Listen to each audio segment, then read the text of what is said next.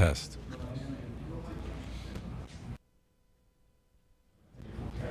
All right, all right, all right.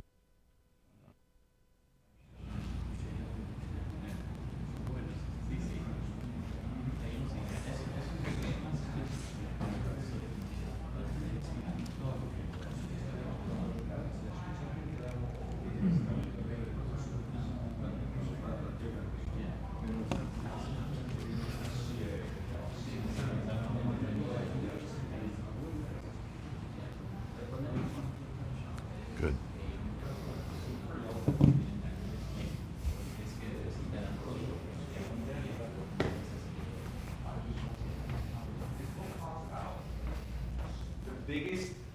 Sorry, can you give me those 2 cubes, please? I hope you guys are asking them really hard questions.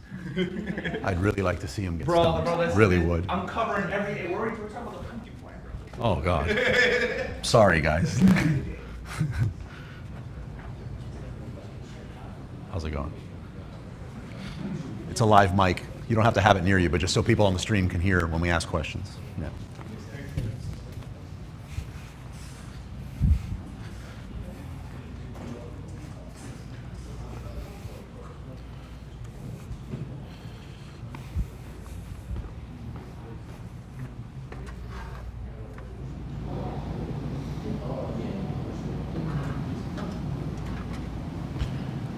All right, let's do it.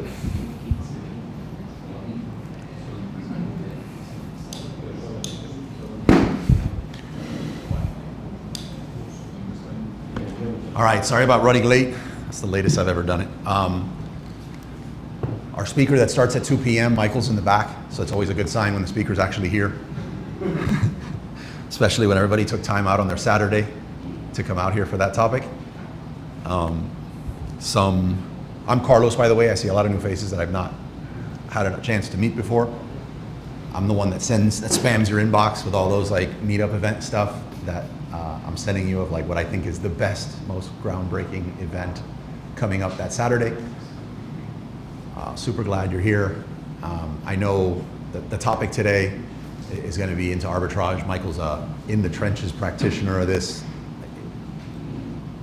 This is, I try when we do have a speaker coming in that it's not somebody that's writing on like successes from 10 years ago, but is really like living off courses that they sell to people on how to do this. Like he's doing it. Him and his wife, by the way, let me say that because she might be watching and you're gonna get, right, yeah. So what's gonna happen is we do from 1 to 2 p.m. There's gonna be a little bit of a beginner hour or like a beginner 45 minutes now. I'll do some group announcements at 2 p.m. or a little before 2 p.m. We'll take a break. I'm gonna use a bathroom, drink, get some of the coffee or pastelitos that are over there. We'll get Michael's computer set up because I believe you have slides and stuff that you're gonna be showing everybody. And then Mike will be presenting from 2 to roughly 2:30, 3:30, not 2:30, 2 to roughly 3:30. Afterwards, we'll do a little networking and stuff here. I can't stay that long, it's Mother's Day weekend, but I'm gonna hang out a little bit with you guys. And even if I go, I mean, you guys can stay. There's other people here that know how to lock up and everything. We can hang out and network if you wanna sit down with somebody and go over something, or like if you need. I'm hoping that any question you wanna ask, you can ask while Michael's up here. Especially if it's something you disagree with him on or me on, that you can ask that question. But I know sometimes there might be something you don't feel comfortable saying, if it's like something like dire straits finances and you don't feel comfortable putting that out there. If you want to talk to somebody one-on-one about that afterwards, or like Michael, please. I totally vouch for him. You know, just pull him to the side and just tell him what's up. A lot of the times if you just give incomplete facts as to what's going on, or you know, kind of like BS about what your goal actually is, then you're gonna get like a pretty crappy answer from whoever you're asking. So no different here. That's the structure for today. Some announcements for those of you that have been here a little different. We removed some of the banners from the top. We have them hanging there. I think it looks a lot better. Those are some of our sponsors. You do not have to drop whoever you're using to work with them. I would not be able to do this. My wife would not allow me to host 1,600 free meetup events and pay for this location and not charge people. So these sponsors kind of make this happen. If you see them at an event, drop by and say hi, take a selfie with them. I say no to more sponsors than we say yes. They're good people. Those QR codes take you to unique deals that they have. They're not the same deals you're going to find everywhere else. That's kind of a requirement I have with them. The one that I would say, if you'd have no idea what any of them mean, the one all the way to the left will help you get financing. We'll basically let you do inventory financing when you don't qualify for anything else. CapEx will take a look at your stuff and they'll help you do that. The next one beside it is if you're thinking about international expansion, I would not do it without a VASC. If you are shipping stuff from Asia and the massive complications that are over there, SKU Drop does some things that just nobody else does. The next one has saved, you know, I can't prove this number, but I want to say has saved the group millions of dollars in Amazon account suspensions and shutdowns and stuff like that. So when Amazon is e-commerce Chris, it's that fourth one, the cat. I don't know why he picked the cat. I had no idea it's his logo, but that he is not what comes up in a Google search if you're going to get suspended as cheapest way to save my bacon. Like, he's not the cheapest. He is the most effective by far. And with your business and money on the line, like I cannot recommend him enough. Like, there's people in the room now who he has helped save, like, and a lot of them that are not here. Hey, what's up? Alibaba, again, blessed to have them as a sponsor. They've been amazing. They need no introduction. And the final one is if you're looking at product reviews for your business, Trace Fuse can get, like, if your competitors are sabotaging your listing with negative reviews or you need to get some removed, those help. We have a lot of other sponsors that you see on the meetup itself, but they're just not showing up on the banner. Again, they're great. They really are really great. Not just because they're hooking us up with this, but like they're great services. The other addition that you see over here that I'd hinted at for a little bit, but I have to say it's like one of the proudest moments within the community that we've been doing this is I joined Toastmasters, I think 4 months ago, and just as like the world works, it was like 10 minutes, not even 10 minutes away from here. I cannot recommend it enough to everyone. You guys are going to hear me start talking about Toastmasters at every single event, so prepárate.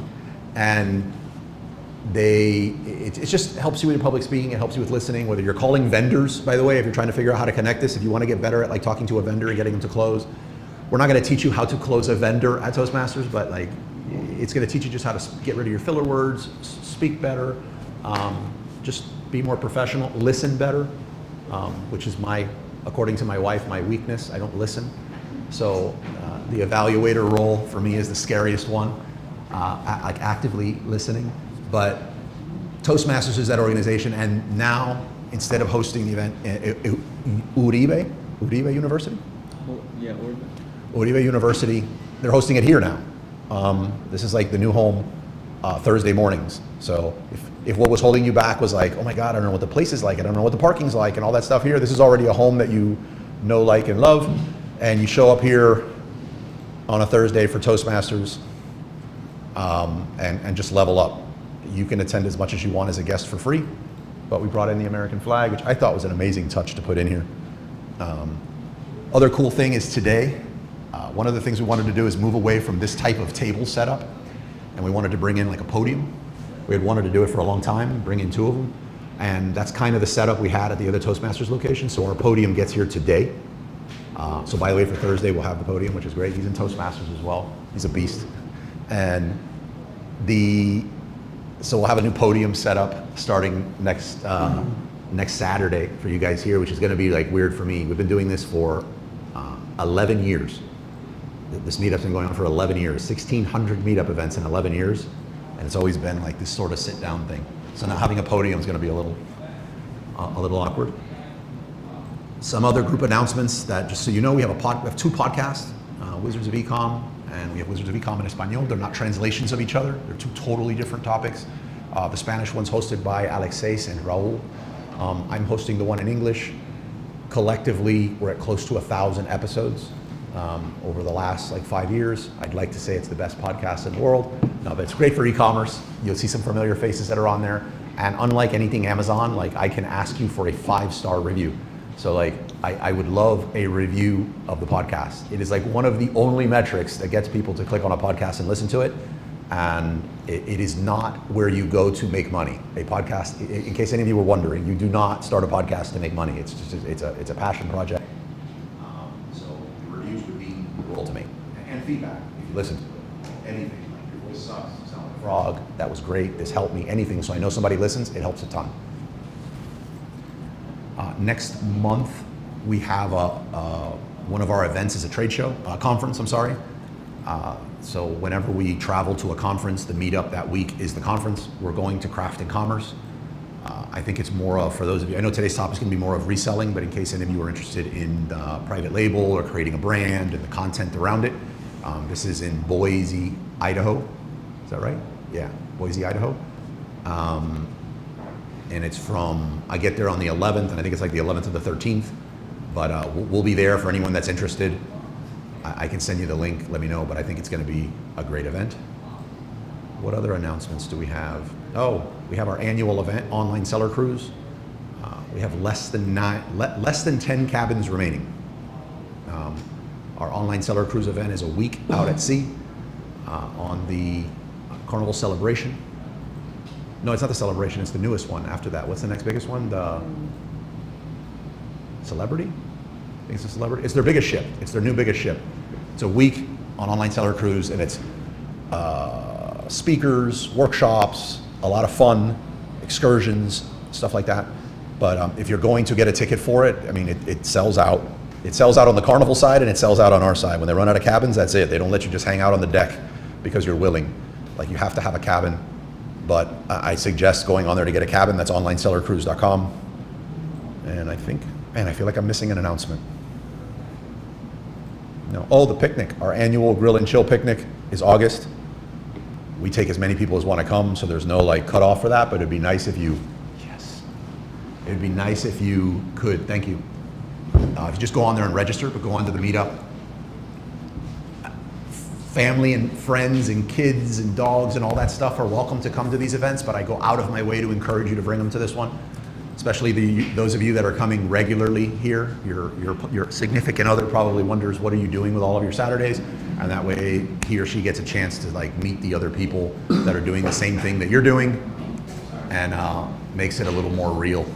And he or she's not as worried that you're about to max out the credit cards for nothing. What's the date on that? August what? I don't know. I don't remember the exact date. If you look on Meetup, go to our Meetup. Yeah. Oh, it's on there? The event's already scheduled, yeah. Okay. But we have Next week? Hate Mondays is where we're catering the barbecue from. It was great last year. I mean, if you want to bring chips, the thing everyone asks me, you don't have to bring anything. But what everyone asks me that morning is, what can I bring? Ice and water. It's August at a park. We do have a lot of shade, but it's hot. And a fan. If you have a little fan, you can bring a fan, yeah, but especially water. Like, we can't get enough water. But the main fixings, like all that's there. I mean, all the brisket you want, beans, cornbread, chicken, sausage, all that stuff's gonna be there. No charge. It's just like a giving back for us all to hang out and talk shop, obviously, and have fun. You guys have been there before. Like, who's been to the Grill and Chill before? Like, it's really good, yeah. It's a really good event. We talk about it for a long time, and we have to take a lot of antacid and stuff afterwards. I think that's it. So we're in our beginner hour. What I'd like to do now is answer any questions that anybody has, anything anybody's struggling with. A fair question in the beginner hour is, I don't know what question to ask. If I need to pop the computer open to like answer something or show something, I can. If you have any questions of me or about me, for those of you that don't know me, you're more than welcome to ask that as well. And in the rare event that it's something Amazon e-commerce related that I can't answer, I guarantee there is somebody else in this room that I can call on who is doing it and can answer it for you. Think about it. You took time out on a beautiful Saturday to come here. Don't not ask your question. All right, Ting? Can somebody throw her the mic, by the way? Those mics you see, those two cubes in the middle, you can toss them. Try not to knock somebody in the head, but it can hit somebody in the head and you're totally fine. But when they're in the air, they turn off, and when you catch them, you don't have to hold them up. You just talk near them. That way the stream we have here that's looking at me, they can, otherwise it's like, it's weird. It's like they're spying on a conversation that they're only catching half of. Yeah. Is it okay to ask a TikTok question? Yeah, you can ask anything you want. I have been constantly posting on my account, and not even saying 300 jail. It's like some of my content doesn't even reach to like 150 views, and it has been constantly getting the 150 views, not even 300. Is this something? And I didn't diagnose it on my account. Everything was fine and no problem, healthy. And what's the possible problem for this type of scenario? Okay. How much experience do you have live streaming? Live streaming with that my account 4 or 5 times. You've streamed 4 or 5 times. Yeah, it's we just started like last week. Right. So you did an audit on your account and you realize you're not being shadow banned. Right. So everything there is good. But you have 4 to 5 times streaming under your belt and you're only getting how many views? No, live, just the regular posting. And the live, I've been like 25 people to watch. And what's the issue? Like what do you For my regular posting, I'm only getting like 150 views.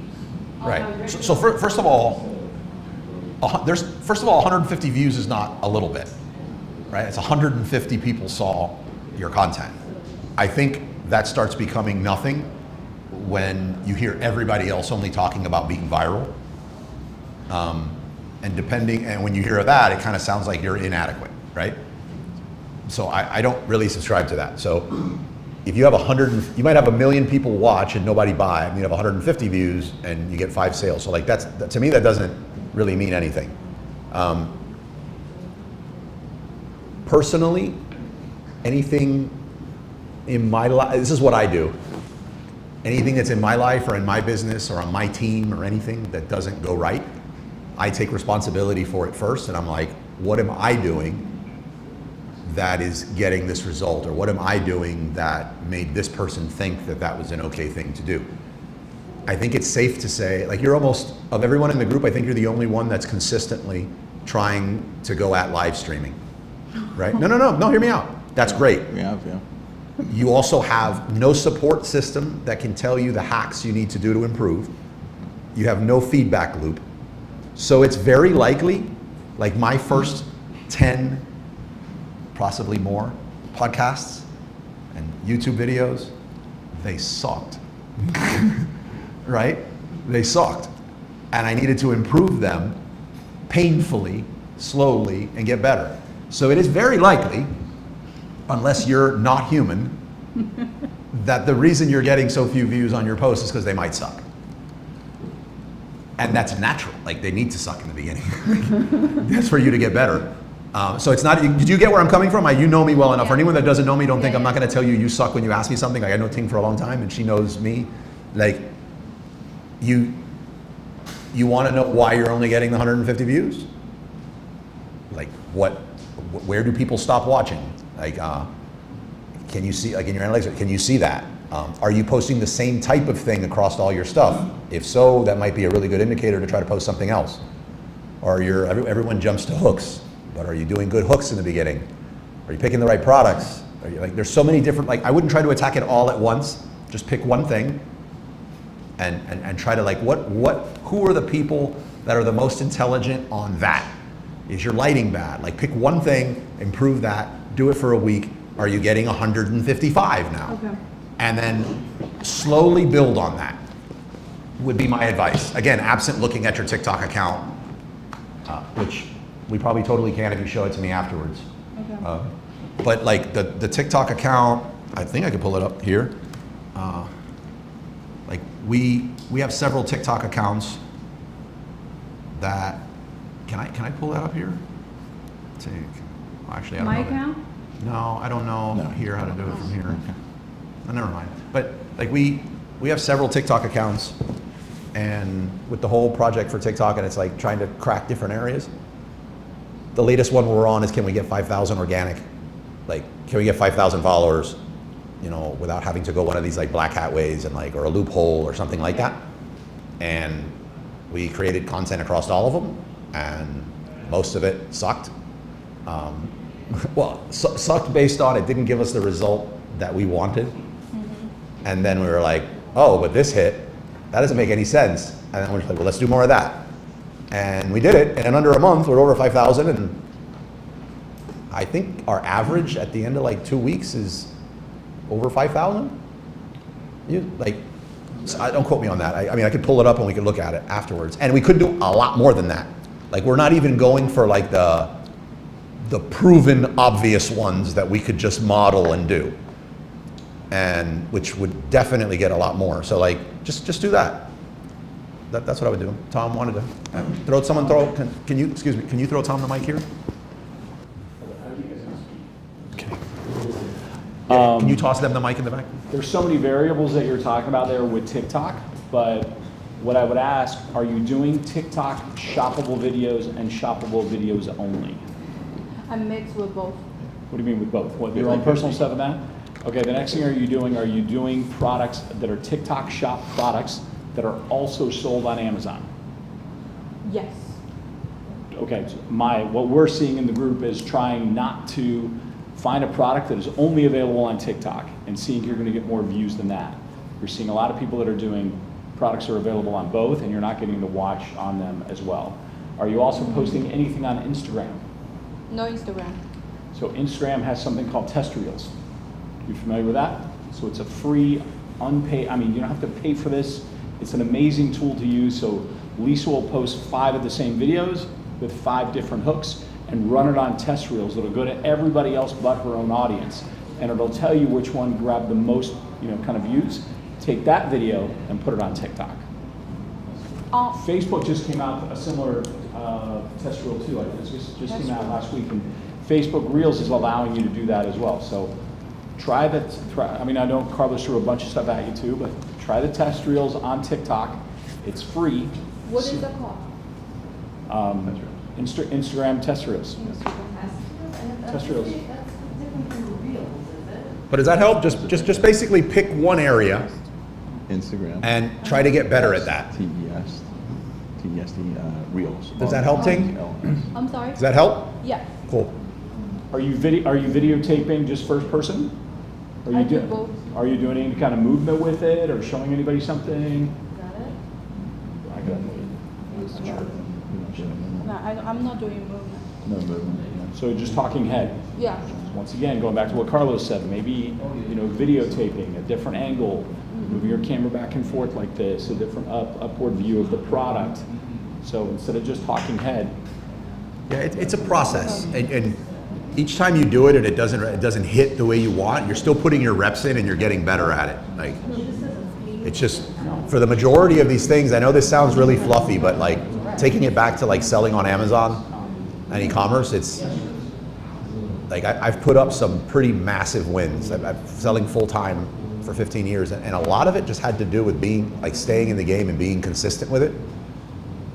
So just make these little micro improvements, stay consistent with it, and keep getting feedback. I think you're the admin in the TikTok Telegram group. Like, try to put it like this: if you can energize everyone in the Telegram group chat with messages and stuff to get interested, that is probably going to be easier than what you would do on the TikTok stuff, and you're going to have your own feedback system, which is really important. And other people have the same issue, but you can create a cool environment for that. Thank you. What other questions you guys have? Hi, 2 questions. I tried to give you a review on the Podcast? podcast, and it's on Spotify, right? It is on Spotify. So when I went to Spotify and I'm listening to it, I think you have to listen to the whole thing in its entirety. Really? I think so. Put it on like 10x and drop the volume. I don't know. No, but I'm saying, are they all like that? And is it only reviews on Spotify or is it other? It doesn't allow the host of the show to leave a review, and I've never tried to game it, so I've never personally had to go in and do the review, so I don't know. But is it only a review on Spotify? Oh, Apple and Spotify. Those are the 2. Apple? Yeah, 80% of the listeners of podcasts are from Apple. Right. Then there's a chunk that's a tie right now between Spotify and Google, but it's relatively small. And then YouTube looks like it's trending to rival Apple. And not that I wasn't listening to the whole thing, it's just at that moment, I was like listening and I tried, and Yeah. it just wouldn't let me. Was it a good episode? Yeah, but I don't remember, this a couple of weeks ago. And you don't remember it only if you show it weeks later? No, Tell me it was one of Raul's and not mine. it wasn't Raoul, it was you. Oh. See? That's a feedback loop for you. No, That's a feedback. I'm just going to shut the podcast down now. No. no, no, I will listen again and I will entirely, and I will give you a 5-star stellar review. I appreciate it. I'm sure it's well deserved. I appreciate it. I got a 5-star coming your way when your product hits too. Thank So you. you're welcome. I do have one quick question. Do you have, Tom said that you might have an affiliate, a link with Payoneer. Yes. Can I have that when we're done? Yeah, but I'm going to need one. I'm going to need a WhatsApp message to dig it up because it's such a rare one that I send out that I might need to dig a little for it. That's fine. Yeah. Well, because I And a asked, 5-star review. Yeah, and a 5-star review. and because I asked him to get stuff, it was like, why, whatever, that's, he was explaining. Why are you using Payoneer? To pay Raoul and my guys, free forwarder. They want Payoneer? He said, do you have, Payoneer? I said, no, is there another option? He said, Wise or Alipay? They're in China? Yeah. Oh, Alipay's great. Alipay, I didn't see Alipay. Yeah, Alipay's great. I mean, I could get you in a. Alipay is through Alibaba, right? Yeah, they're great. So should I just do that, easier? Even though I can get you an affiliate link for Payoneer, like Payoneer is such a dumpster fire. Like, yes, like they give me ulcers. I just didn't know if she was paying in RMB or Right. whatever, so if that was the case, then I would be okay with it. Yeah. Also, Payoneer for me seems to kick in more with Europe. That's why I was asking. I was like, what do you? Okay, so just tell him to send me like the link of payment on Alipay? Alipay's great. Okay. Yeah, Alipay's great, and the more you do stuff with Alipay, like the more perks you can get. Oh. Yeah. And so I don't have to, I'm already on Alibaba, so I don't really have to do anything, right? It might ask you to like verify your phone number and a few other things when you first use Yeah, Alipay. You shouldn't have to. All right. Yeah. But no, I can send you the one for Payoneer. No, why? I didn't know she was doing RMB, that's why I Yeah. mentioned Payoneer. Yeah. Alipay's great. What else we got? Anything? Trial was- ask them. No, just something. I wanted to talk to you, I think I might have thought of a stolen product. Nice. That still goes under home store. All right. And I really hope you guys think it's a good idea. Hope so too.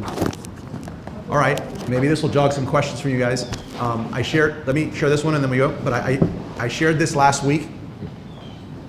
No, 2 weeks ago. I'm sorry. Last week I was only here for the back half for the YouTube one. Which, by the way, for those of you that are remotely interested in YouTube, we have a YouTube. What's going on in the front room is a Shopify meetup. It happens every other Saturday.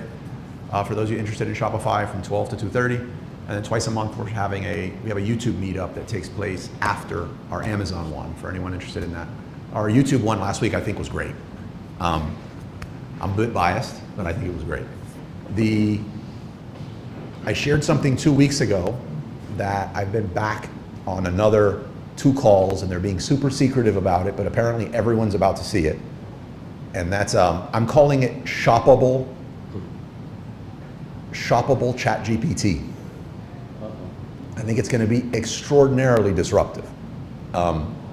And I would start, you can find information about it online already, but I wish they would have started doing this with Amazon first. Seems like they've set up the integration with Shopify first. So what's happening is now a lot, like, I mean, who's not using ChatGPT? I mean, it's a very large percent. I don't know the percentage that is, but it's a very large percentage of people that are using ChatGPT.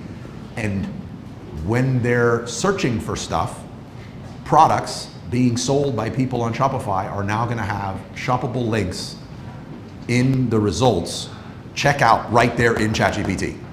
So we got to see it's an amazing. It feels more seamless than one click buy it now on Amazon. Like it was a very, very pleasant experience. Wait, you're saying if you go onto ChatGPT and shop?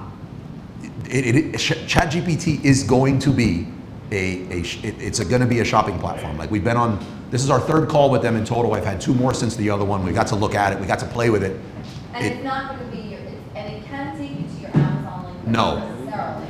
No. It ain't showing any Amazon links. It ain't showing any. It's just Shopify. Okay. Yeah. So Well, let me Shopify stuff in the Amazon warehouse? No. Tahan ya? Tu tahan ya? Oh, aquí. I thought you chose Andres over me. No. No, so what's happening is, just like when you have a Shopify store, if you want to just connect to your Walmart or you want to connect to whatever, there is a chat GPT now. Right. Right. And when you do that, now when somebody else is with their chat GPT and they already have their stuff, probably their payment plan and everything built into chat GPT, you're looking for something, and it might be something for a spinning class or like an event you're going to go do, and things that this very smart AI knows based on your history of using this chat GPT and what you're into, is going to serve up some of the best priced, best deal products that are sold by businesses on Shopify within the results. So what seems to be happening is the results that they're serving up are so impressive, normally, just when you're searching ChatGPT, that the product offerings that they're putting up are just equally as impressive. And I think it's going to do very well. My concern was that, you're on ChatGPT and you got to click a link and you got to go to some random person's store and brand that you've never heard of before. Well, that's the issue. It's not. The complete checkout experience is within ChatGPT. Is it going to be like a Prime thing? Well, the shipping, if it was Amazon, it would be. I was wishing this would start with Amazon, but I think this is going to be extraordinarily disruptive. That's hard because then you don't that's going to tap into inventory. Like, what do I do? I don't Well, know. if you're on Shopify and somebody buys through your Shopify, you could pull from your Amazon inventory if you wanted. Oh, okay, right. Right, but from the consumer's point of view, from what I'm understanding, within a month, that's going to be available to like everyone. So you have to be on Chat GPT, Yep. doing anything. Yep. And Anything. you can just put in the search bar. No, they're going to make it to where if you wanted to you could search for products right now. Like you could say, recommend me 4 left-handed mouse for my, like for my computer, and it will serve that up for you. But you'd now need to click on the link on all of them, go explore those stores, decide, and then you're probably going to say, let me just buy this on Amazon. I'm not going to go back to ChatGPT where this started. You know what I mean? Like, there's no point.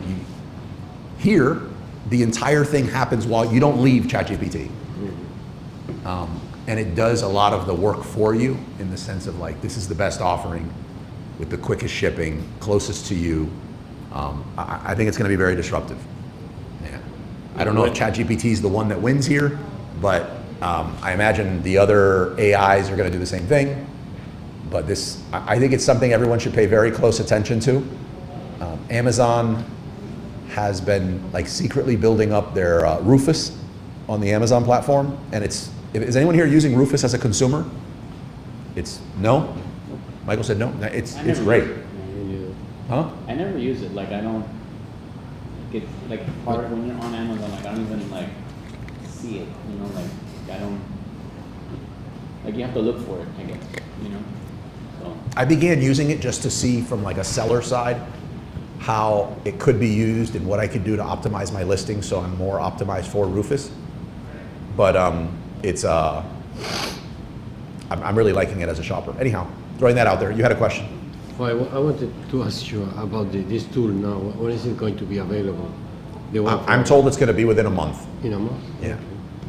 Only on ChatGPT? Maybe. Because maybe Google is going to show us something similar. We're with people from OpenAI on this, so it's just ChatGPT, Okay. and that's all they've shown. So, yeah. Is there a product that shows up or is it a video that shows up? There's video. There's the product. There's the best details of the product served up based on what they know about you, not a static one that everyone would see the same thing of. Based on the experience you want. If you're a runner and you're looking at this for runners, they'll serve up the runner testimonials, the runner UGC not just one listing where you got to comb through and it's trying to appeal to everyone. Yeah, very, very impressive. What else do you have? Yeah, I was thinking about the tariffs, you know, because I know they import products from Alibaba and China. So how are those tariffs affecting you now? How are the tariffs affecting everyone? Yeah, everyone. But the Yeah. ones that we import from, I think. Nobody's happy. Yeah, no sellers are happy. I mean, it has to be hitting every type of seller you are, or reseller. I mean, everyone, prices are going to go up. I would say there's always a chance I would have been wrong, but when this first started, less than a month ago, right?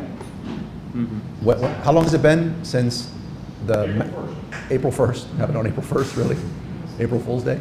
Yeah. So April 2nd, April, May. So we're like 6 weeks in. They've already gotten dramatically better. Like they're already reducing stuff in a lot of different areas. I think my guess right now, I have a GED and they don't ask me anything, but my guess right now is that tariffs for China products will be better than what they were. They'll be lower than 25%. I think 10-15% is where they go down to before Christmas. The problem is, for me, is less about the tariffs and more about the damage that's already done and with shipping. So we were talking we have an advanced seller breakfast that we're trying to structure a lot better for anybody that has verified over $1 million in sales per year. And one of the, I think, Tom, was it like pretty much a general consensus, or was it just me? I don't know if you guys agreed that if your Christmas stuff probably should be ordered now. Well, there's a guy in there named Scott who runs a company called Contour, and he's in talks with all the other big box retailers like Walmart, Target, and they're saying right now in Costco, they didn't buy anything for Halloween, and very few of them are buying anything for Christmas. Tom, Which is absolutely sorry. I'll go slow. Yeah, go ahead. Ready? Go softball. Yeah, he was saying that nobody bought anything for Halloween, and very few of them, I think Walmart bought a little bit for Christmas. And what we were talking about was, this is going to be very COVID-esque-like. There's already shortages of containers because there's still ships at sea that haven't parked yet. Some ships have dropped off their stuff and they put it in something called bonded warehouses, which basically means that they dropped it into a warehouse that's here in Miami, but they haven't paid the tariffs on them yet. The hope is whatever they pay for that bonded warehouse, they'll pay less in that bonded warehouse than they will in tariffs. But if you were going to order products from China, we were talking about this, and I think you have to order them now. Trying to catch up with you, man. Order them now, because you're going to be in that massive conga line. And I remember when COVID hit, we were talking about this, and I'm like, Carlos, what's going to happen? He goes, whatever you can do, get into a container now. And then container prices went from $2,800, and I've never seen them come back down again, to $25,000. So everybody's going to be jumping on there. Yep. Once these tariffs stop, everybody's going to go what? They're going to order their stuff from China again, and you're going to be in a long conga line dealing with the Walmarts and the Costco's of the world. So I know it's not. I agree 100%. I know it's pretty much impossible to do what I'm about to say, but just so you don't beat yourself up too bad later, I think like now, latest by end of the month, first week of June, if you want to have your Christmas stuff in, like you need to place it, assuming 60-day lead times, current Amazon check-ins, and assuming that within that same period of time, 90 days, something in the tariff stuff gets resolved. It's been resolving in a lot of different areas already, and if it stays at that current rate, I don't think in 90 days we're having this issue, which means the issue right now is not the tariffs, it's the containers. And I think that is going to play out in a nasty way for like 12 to 18 months. Wouldn't this be a great idea, in my opinion, if you know that Walmart and Costco and Target aren't ordering any toys for Christmas, that you find a U.S. toy manufacturer Right. now to make your toys, so you wouldn't have to deal with that? Yeah. Even you ship LTL, there will be. No, it's a container. It's a container and it is space on the ship where that container goes. Like the, it's going to be really, really, really bad. So that's my bigger concern, that's indirect to tariffs. Regarding tariffs, my stance on it is, and let's just assume nothing changed, which it already has, but it's at the high number that everyone's quoting, and in a lot of areas it's not even that high. Not that it's not that high, it's not as high as they're saying. You spread the cost. Like, it's time to look. You don't look at certain areas of your business because you're busy focusing on, you know, your ads and all this other stuff. How can you make your product smaller? How can you make your product lighter? Spread out some of those costs to the buyer is going to absorb some of them. But go look at it. You're probably underpriced anyway. So like, you're going to raise your price a little bit. It's going to hit a few of your sales, yes, but you're going to be more profitable per sale. So like, you need to, and remember, the inventory you have here is kind of, I guess you'd say, is worth a lot more right now based on the tariffs. So you slowing down the velocity of your sales right now is not, it be more profit. The inventory here is a lot more profitable. So you slowing it down a little, not intentionally slowing it down, but raising the price and becoming more profitable, which will slow it down a little bit, maybe. Some people raise their price and they sell more. Yeah. Is not a bad thing. So the buyer's going to absorb some of it, us. The factories have been bending over backwards in China to accommodate, like through pay later, through we'll absorb costs. I have never seen, I suspect that, again, my GED, I don't know anything, but like, I suspect the Chinese government is letting the factories know, like, we'll subsidize some of this stuff and to keep you going. But I've never seen the factories in China this willing to work with us and make some accommodations on price, even though they're hurting too. So like, factory's going to absorb some, the buyer's going to absorb some, your logistics currently is going to absorb some, but they're going to get theirs later, and your ads, like when you're running ads, like you need to. I know this sounds like I'm super biased here because this is like, I'm incentivized by this, but you need whoever's doing your ads to like really understand like the cost of your inventory right now. Maybe start stretching out your growth spurts when you're trying to grow for ads versus profitability. So your ads will absorb a little bit. But if you tweak your product and you do all those things, you should be in a more profitable spot at the end of it in almost every case. So snow globe manufacturers. No snow globes. Still no snow globes. Yeah, it's a hard time. Right? Yeah, I'll say this, with really trying not to get into like, we make this a like religion, politics free zone here. So really trying not to do it, but I think, and we're all taking pain here, but I think this short-term pain is necessary, and that it's going to mean we're in a much better spot as businesses, and you know, we live in this country afterwards. So I'm excited. Like, I'm excited. Can you imagine if at the end of this we get access to be able to sell to the Chinese market? What? What do you mean? We don't have fair access to, what is it, 1 billion people? And they have access to us? You know how badly I want to sell to China? Don't you think it's unfair that 60% of all the Amazon sellers are Chinese, yet I can't go over there and sell any of my products to the Chinese? Do you know how badly I want to open up a Wizards of Ecom China? You know, no, I'm saying like, I want to sell that. I want to sell to that demographic. And that's because they don't allow it, or because it's too expensive? It's because of the fees to get it into the country and sell it. When Amazon used to be in China, I had a hot selling product there.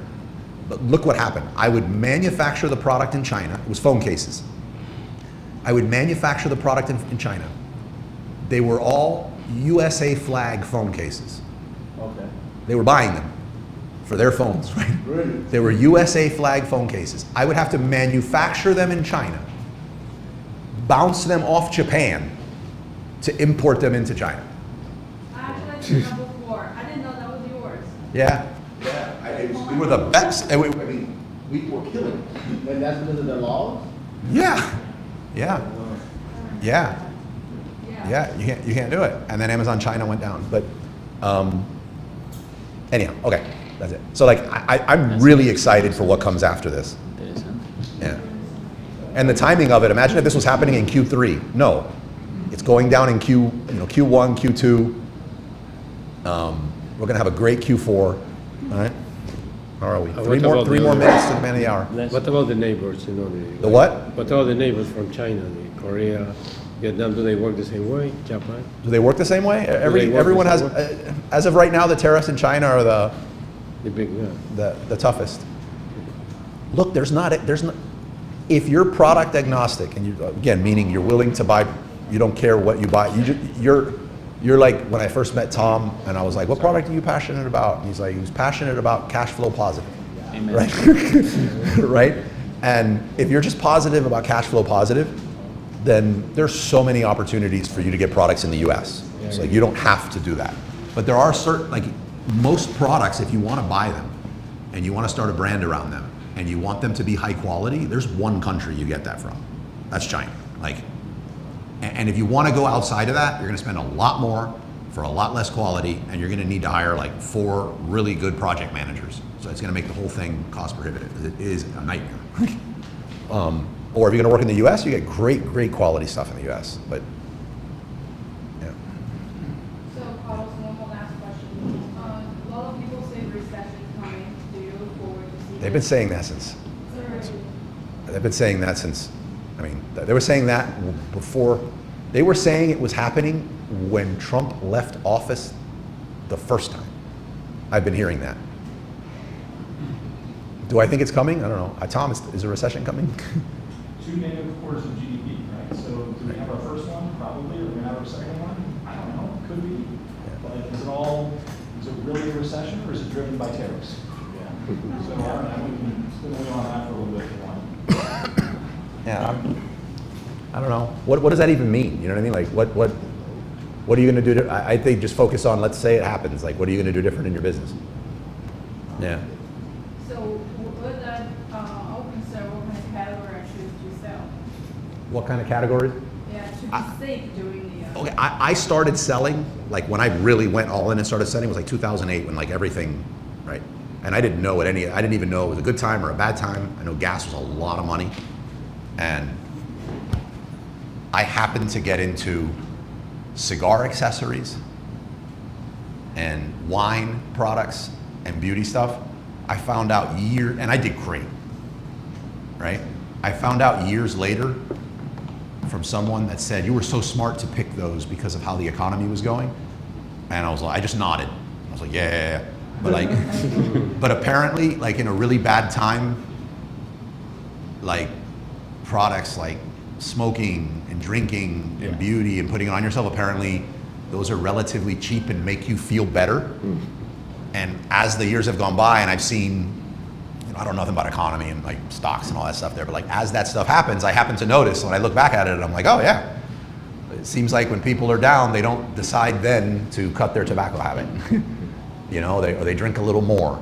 So I guess you could pick that. I guess toilet paper is always a safe play, right? I don't think you should pick a product based on what you think is going to happen in the economy is my 2 cents. I think you should be thinking like way ahead of that. Or what does Tom say? Like, go where you think the puck's going.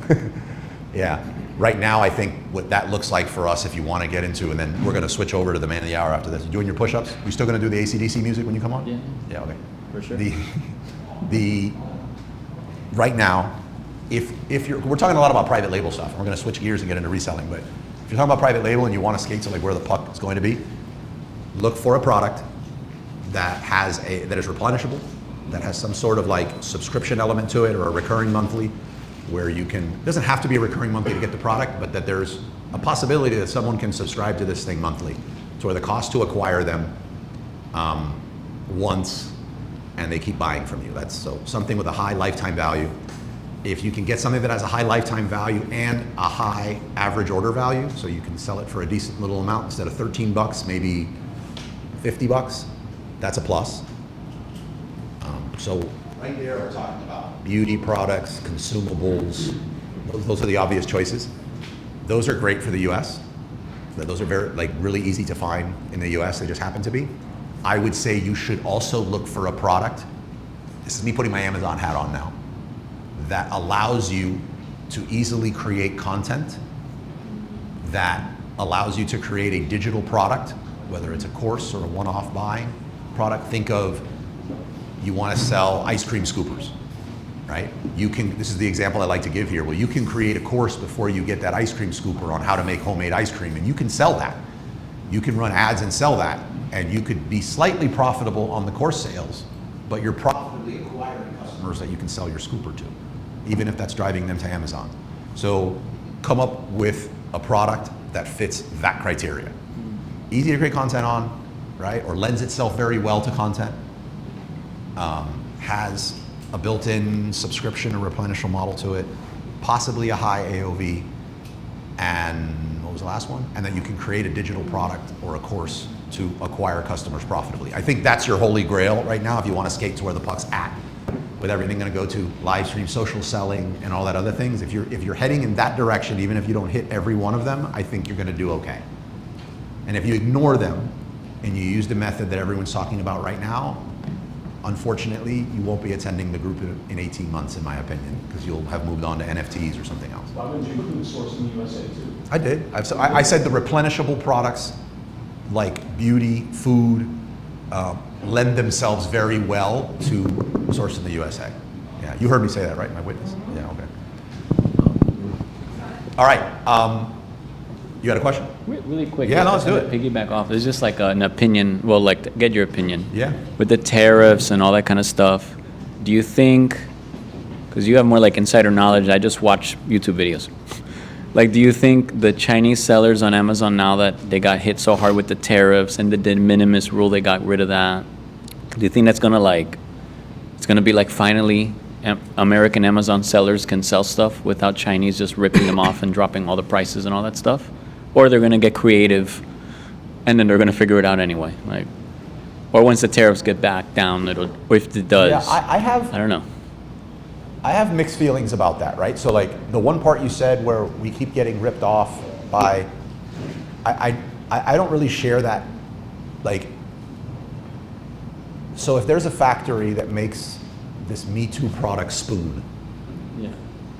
and we found the factory, we meaning people in the USA, find the factory that makes this spoon for 5 cents, and we list it for 15 bucks. Yeah. And we're putting our kids through private school on it. And then the factory decides, you know, I don't want to live off 2 cents per spoon. I want to learn how to sell online, and I took the time to learn how to manufacture spoons, so let me sell online, and when I sell it online, I'm going to sell it for $4.99, right? US sellers immediately say, they're ripping me off, right? Who's ripping who off? I got it for 5 cents and I sold it for 15, or the person who's making it and actually has the skills to make it and make it for $4.99. So going to what Ting said in the beginning, I know there's a lot of different ways to attack I that, didn't think of it that but going to what Ting said in the beginning, like, I like to approach everything as it's my fault first. So me approaching that question, I look at it like this. Why did this happen to me? Like, what did I do to make this happen to me? You know what I did? I found a Me Too product that I did not add any value to the world on. I did not do anything unique. I did not come up with content. I didn't do anything. And I opened myself up to, and instead of raking in these profits and quickly, you know, positioning it into a product that is defensible, I just put my blinders on and said, this is gonna last forever. Good point. So I'm at fault there. Like, you know, shame on me, never again. That's my issue on it. So I don't think, if I had a patent, No. or some other like IP, and then somebody else did that, then I'd be like, oh, they're ripping me off and they're not enforcing because they're busting my IP. And I hear that happens, and when it does, I don't really consider it a Chinese issue. Yeah. I consider it more of just like some people do screwed up things. Yeah. I've been screwed over a lot more by people in the U.S. than China, like not even close. Interesting.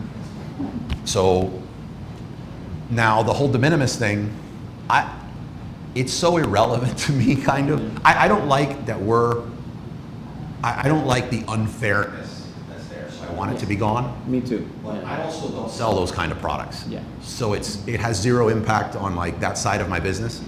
I'm not like, oh my God, de minimis is gone. I'm gonna start selling the little stoppers that go on the bottom of the table so they don't rip us off, Yeah. So it doesn't, I like that it's gone because it signals, we're gonna start standing up for a few things that we should be standing up for ourselves on. Yeah. And that's it. But Oh, okay. yeah, and that kind of approach to it, I think it's, again, I think it's unique to me, but I think it's a good one to take just towards business, period. Because the previous one, not that you have it, but like the previous one that I hear people say, I think sets you up. It's like a victim mindset, and I don't like being in that role. Like, and if I find myself in it, it's like, okay, well, lesson learned, never again. Yeah, that makes sense. Am I making sense? Yeah. Yeah. No, good answer. I think the whole Shein Temu thing, I think, Oh yeah. is hurting. Like, Yeah. yeah. Yeah. I hope somebody takes advantage of that in the U.S. and does something great. Yeah, that was a complete business model of someone's. Yep. Totally sell. Yep. Yep. Number one app in the App Store to closed. Yeah. Yeah. Talk about. I agree. Can you imagine being on that board? Like you're rounding up investor money and then all of a sudden, like, sorry, we're done. We're done. Because somebody that's been saying they're going to do this for 8 years finally did it. Like, bad. All right. Is there any other questions? Otherwise, we're going to, okay. We're going to take like a couple minutes, as quickly as possible. We're going to come back, use the bathroom, grab some of them sugar-free, carb-free pastelitos, Main card. cafe, if there's any left. There's 2 bathrooms, by the way, here, in case you want to use it, and I'm going to get Michael set up. Sí. Ya comí antes. Yo comí desayuno. Sin comer almuerzo. Oh, and I'll look at the chat to see if anyone had questions online, because I forgot to look online for the questions, and I'll start answering.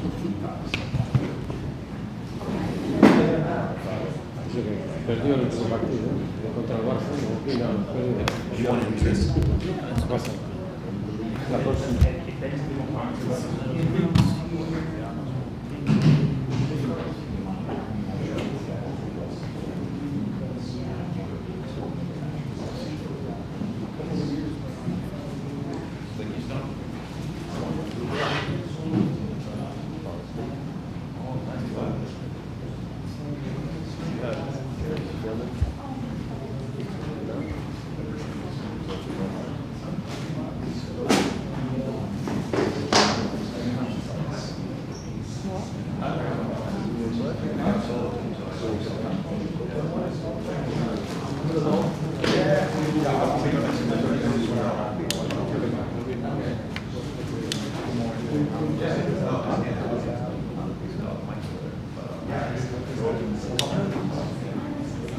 I think mine's too big.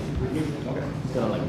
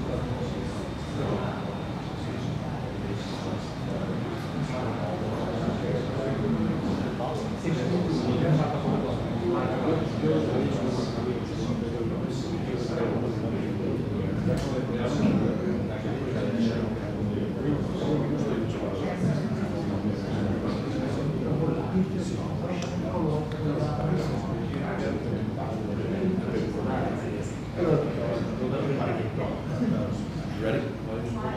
Okay, so the email I have for you.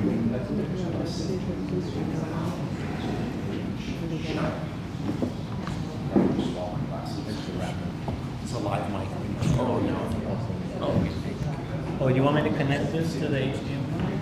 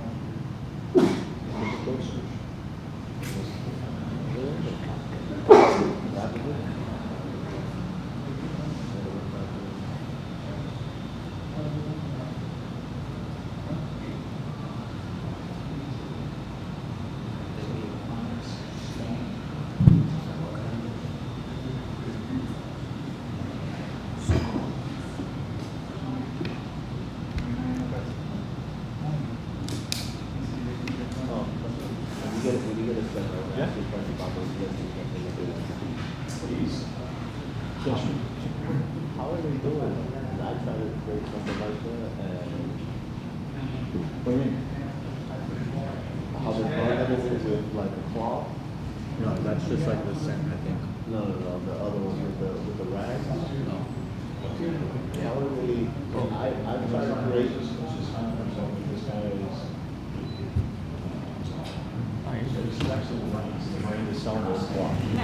But if I were doing it, but if I were wholesale, I would PL. I mean, like I'm used to like being in a classroom with children, so it's like right, 20 kids run going what you crazy. want. But Get used to it. doesn't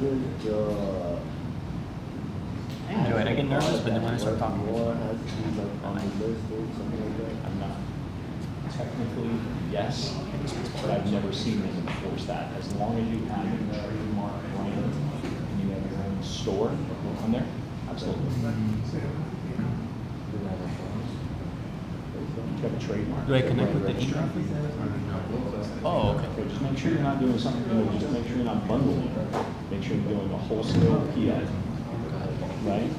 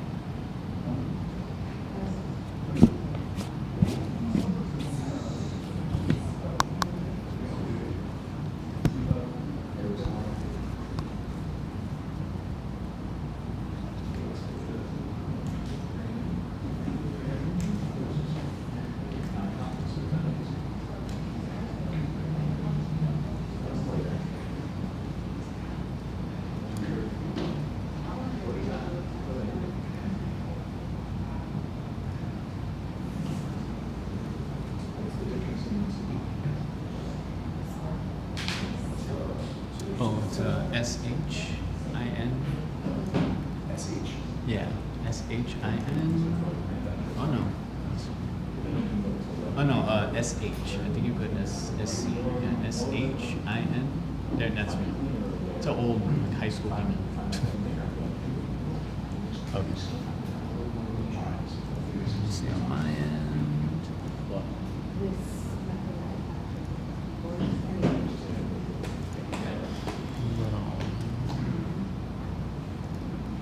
So let's go back. Oh, I got it. So go back to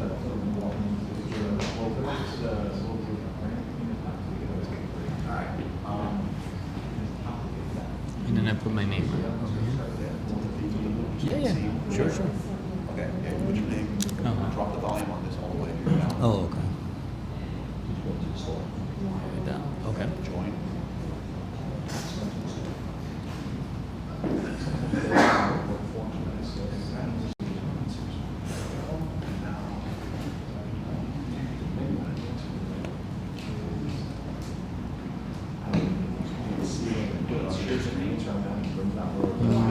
Uh-huh. And then put entire screen. Otherwise, it's going to give you issues. Yeah. Okay. Now, if you can, pull your slides up. Okay. There we go.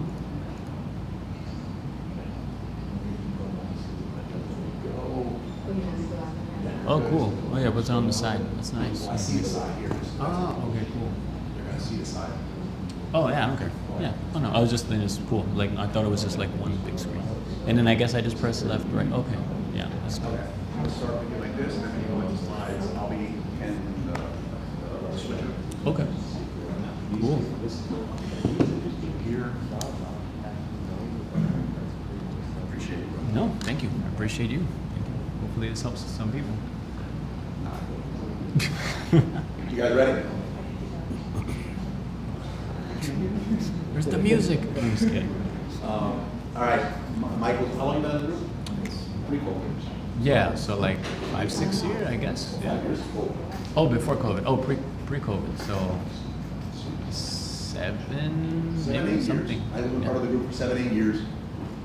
This is what he does. Mhm. He's got a pretty cool history, which I know he's going to show. He's presented, I think this is his second or third time presenting since he's been in the group. So he went from like, what is this stuff, to Yeah. he's invited to speak on this topic. You spoke at Proven. Yeah, it was twice. Yeah. Spoke at Proven twice. He's come here a few times. Really good guy, actually doing this.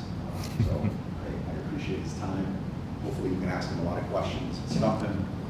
We don't cover this topic a lot here. We just cover it a lot more. But I think it's still an important topic to cover every now and then, because there's a lot of people here still doing it. All right, so thank you, Michael. Thank you. Appreciate it. Okay, so I'll get into a little bit about me. If you don't know who I am or anything like that, that's fine. It's cool. And then I'll get into this real quick.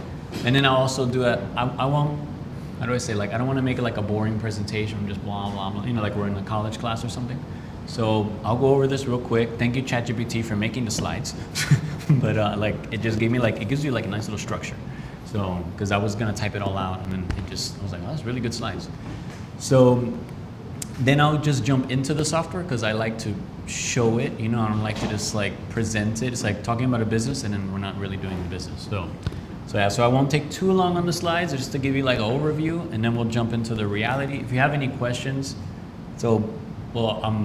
I'll go into a bit about myself in a second. I'm a teacher by trade, so it's like you can raise your hand or just ask me. Don't feel bad. I'm not going to get insulted. Don't ask questions.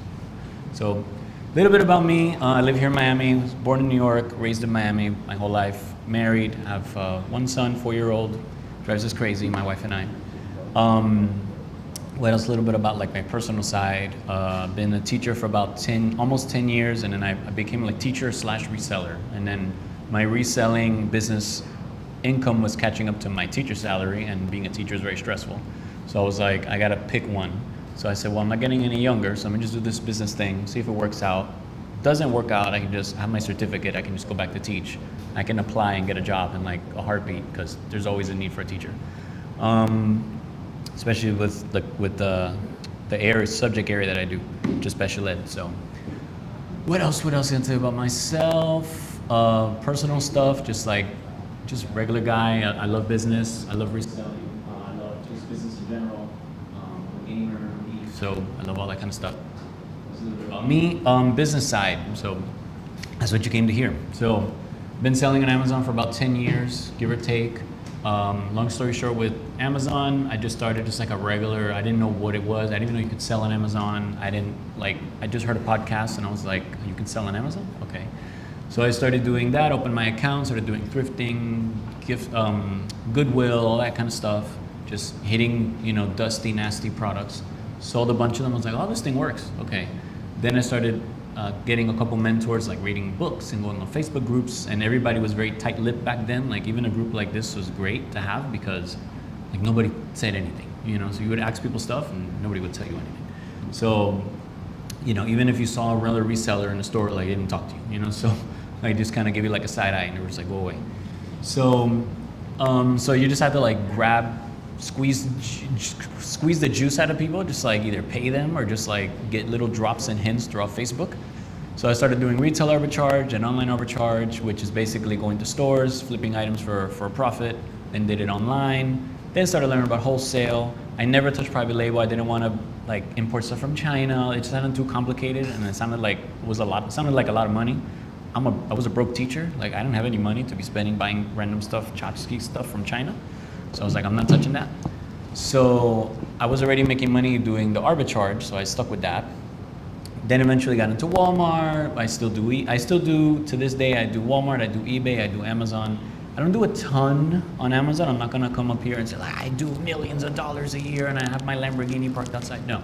So it just pays my bills. I can sleep at night. And then my business consists of today a mix of what I'm going to show you, which is all I do now for Amazon. I used to do a lot of arbitrage, but I got tired of going to so many stores. I've hit every single store in Miami. So so I've done it all the stores. So I got tired of doing that. It's a grind. And Amazon is just, and again, we can get into it later, it's just, it's harder to do arbitrage today on Amazon than it was years ago. Before it was like you throw a rock and everything was profitable. Now it's not as simple. And a lot of the bigger brands that were really, really good, they're now gated, so you can't really sell them. So when I learned about this opportunity, I was like, And we'll get into all the risk and all of that, because I'm sure some of you, if you do arbitrage or you sell on Amazon, you're like, this guy's crazy selling on eBay to Amazon. Yes, it's a little bit crazy, but we'll go into that. So today my business consists of this. I still sell on Walmart. I have a bunch of SKUs there, and I still do some arbitrage for Walmart because it's just like easy money. It's just easy money. And then eBay, I have a wholesaler that does well for me on eBay. That brand is not on Amazon, so then of course all the customers are going somewhere to find it, and really it's only on eBay and on Walmart, and that's it. And I'm on both platforms, selling that brand and exploring other brands. It's a brand that's overseas. Can't find it in the United States. And then what else? And I do Amazon Influencer Program. I do UGC with that, so I get some gigs here and there. I've been really enjoying Amazon Influencer Program and all of that, so that's been great. That's nice because there's no debt, there's no inventory. It's just videos for cash, and it's great, So even yesterday, I was sat down in a chair and I recorded 3 videos, and they're gonna pay me $85. All I have to do is talk. I grab this phone, I talk like this, I read a script, and I'm gonna get $85. So it's great, I love it. So I'm really loving the whole social media, not social media, like the content creation, UGC, all that, I love it. So I'm really into that. And I also sell on Etsy. I do some digital products on Etsy. I'm looking to grow that out because that's like I like it because it's not passive income, but you put the work up front and you see the reward a little later. And I like it, like I can probably get an Etsy sale now on my phone and be like, oh yeah, I sold something, cool. Like I don't have to do anything. So anyway, I can blab all day about that. I know you're here for this, but if you have any questions about any of that, let me know. I just like to give a little about myself, so I'm just some guy here, you don't know who this guy is. So, scaling Amazon sales or Replink Catcher. So Replink Catcher is the tool that I use, that I highly recommend to do this strategy. So it is like an online arbitrage, essentially. You're buying online. You're buying from eBay to flip on Amazon. Why do that? So what is Replink Catcher? Just making sure the slides show that. So it's a sourcing tool that you just use it, and it basically, if you've ever done online arbitrage, and if you haven't, it's okay. If you ever use tactical arbitrage, Arbitrage Hero, Nepeto, Source Mogul, whatever, it's that. It scans all of eBay, it scans all of Amazon, and it makes matches. and then it'll tell you which ones are profitable. So now you're thinking eBay has a bunch of junk and some guy's box and it's all dusty and nasty and ripped. No. You can buy new products on eBay. They're brand new in the plastic and they're super cheap and then they're ridiculous. People are paying stupid money on Amazon like for the same product. And you're like, why would you pay $80 for that thing and it's like $35 on eBay? It's the same question you would have when you go do arbitrage. Like you can go to CVS and buy that NYX lipstick for $2.99 and you can sell it for $12.99 on Walmart. Why don't you just go to CVS? Because people, they just didn't go. They don't have CVS, they didn't know, they were on Walmart, they just clicked add to cart and they bought it. Why? Who cares? Doesn't matter. Point is they're willing to pay the money and you're willing to source it. So that's basically how the tool works. So then let me just see here, does it miss anything here? And then you can, it helps scale your business, of course, because, well, we'll get into the scaling. What you need before getting started. So this is not just like it's not the most newbie-ish of strategies. I don't want to say, like, I would say RA and OA, retail and online, well, retail arbitrage. Online arbitrage is more complicated. Retail arbitrage is the most newbie-ish, like, you can get a baby in their diapers, not like a literal baby, but like a baby seller, and I can take them to Publix or Target or whatever, and we can find some products. This is a whole nother thing. This is a little bit, you need some big boy pants or big girl pants to do this one. So, but you need some experience. You can't just be like brand new to Amazon and never sold anything. This might be tricky for you. You definitely need an Amazon seller account, of course. You need an eBay account because you got to buy stuff. Do it need to be an advanced, top-rated seller, whatever? No. You just need to have an eBay account. So you need to know how to manage, how to run both platforms. At least like to log in, you know how to look at it, you know where to go, all that stuff. You need Keepa. You definitely need Keepa. Keepa is a tool. If you don't know what it is, it shows you all the statistical history of all the products on Amazon US for the most part. It does have, there's some items that it doesn't show, but it's basically giving you the purchase, the selling history of that product. So if you've ever seen the stock market charts, it looks like a little tracker of the stock market. So if you've ever done stocks, I'm not a big stock person, but if you even see it on TV, it looks like that. So, and it's nice to know because Amazon doesn't really release that information. They don't tell you this product sold 2,525 times this month. They do give you badges. It'll say 50 plus, but what is 50 plus? Like, what's the plus? Is it plus one, plus what? We don't know. So Amazon likes to hide their information, which is okay. You need Reblend Catcher. It's not expensive. It's like 30 bucks a month. I should have put the prices here. I have the $50 plan, but you can just start with the $30. It's not that expensive. And if you're thinking, oh my gosh, I got to spend money through this software, it's a business. Every business, you got to spend money. So you got to kind of get over that hurdle too of like the job mentality, which is like everything is free and I just go here to work and I go home and I get paid. Like a business is the opposite. You spend money up front and then hopefully you make some money later. You might not make any money and you might spend, it might just all go to the garbage. But that's why you keep your job. You don't quit your job and do this. So you keep your job to fund your business. You need a basic understanding of Amazon policies because you don't want to mess around with Amazon. You want to be like, this is the type of strategy you want to do like under the radar. You don't want Amazon to, not that you're breaking the law or something, but you have no good invoices and we'll get into that. So you don't want to get into an issue with Amazon. So you just want to sell like these old products that like nobody cares about anymore. Those are the type of stuff we'll be looking at when we do some sourcing. And you'd be surprised like the stuff you're like, why are people buying that? And people buy it. It's almost like there's like an eBay on Amazon and people are buying this stuff instead of stuff that you would normally be like, oh, that's always on eBay. You're like, yeah, it's on eBay, but it's also on Amazon for some reason. It's there. And no one's looking at these ugly, outdated listings. Those are the ones that we'll be jumping on. How it works. You input the ASINs or categories. In this case, just the category. You can pick the categories that it has. And then the gentleman that runs it is named Rake and Profit, Steve. I actually got to meet him at a conference last week, the Miami Sellers Conference. Yeah? Oh, cool. Yeah. Oh, so hello, Steve. Yes, I got to meet him. He's the one that runs this tool. So ask him any questions. He has a Facebook group. Super knowledgeable guy. He's also been doing it for like a long time. So I got his blessing before I got to do it, so it's cool. The tool scans eBay, like I already mentioned, for matching products, and it's going to review it. It's going to give you the ROI, the profit, the Keepa, all the juice you need to make a decision if you want to buy it or not. And then you can either purchase it. You purchase it on eBay, what I do, you have to do it this way. You can just do FBM. Ship it from your house.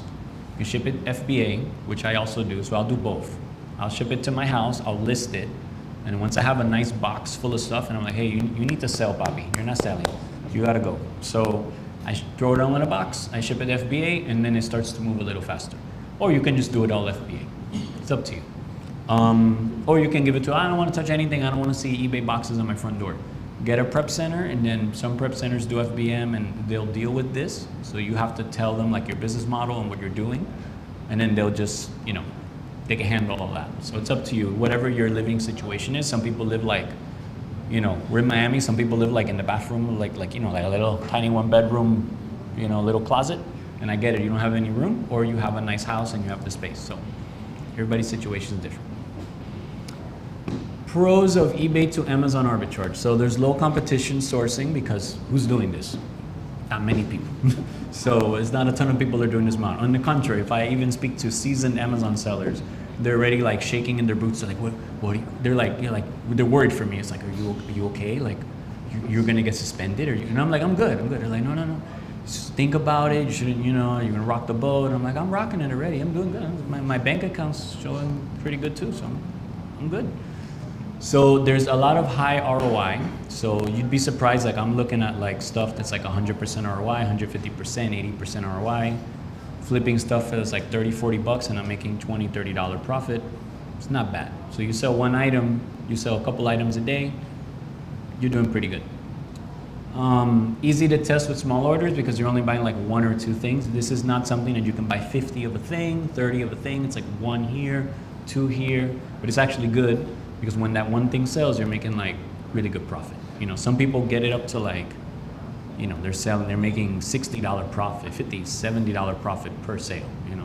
I don't think, maybe the most I've sold so far is like $40, $50 profit on a couple things. But I try to stay on the lower end. I'm working my way up there because obviously the more profit you make, that means the cost is more, So you gotta buy stuff that's like $150, $200, 100, 80, 90. I don't wanna go that high because I am gonna get that high, but just, you gotta know that if you get a nasty return, it's bad. You're out the 80, 90, $100. And it can be automated, obviously, using the tool. Risks. Let me see how many slides. I don't have that many. Okay. Because I wanna jump into the tool. And before I jump into the tool, when I'm done with this, ask me any questions while I jump into the tool so I can, knock those out. Risks and considerations. You have no invoices because Amazon will probably not take an eBay invoice, as like a legitimate receipt. So just keep that in mind. eBay sellers, sometimes they might not want to return the product. Like let's say you ordered it, it gets to you, and you're like, this is all beat up. This is not what was in the picture. Yada yada yada. Then you got to return it. So. And in eBay, it's per seller. It's not like eBay's like a store per se, So it's like if the person wants you to return it, sometimes you gotta open a case and it becomes a pain in the butt. But it's very rare that it happens. Just letting you know, I've ordered hundreds of items and few times have I had issues.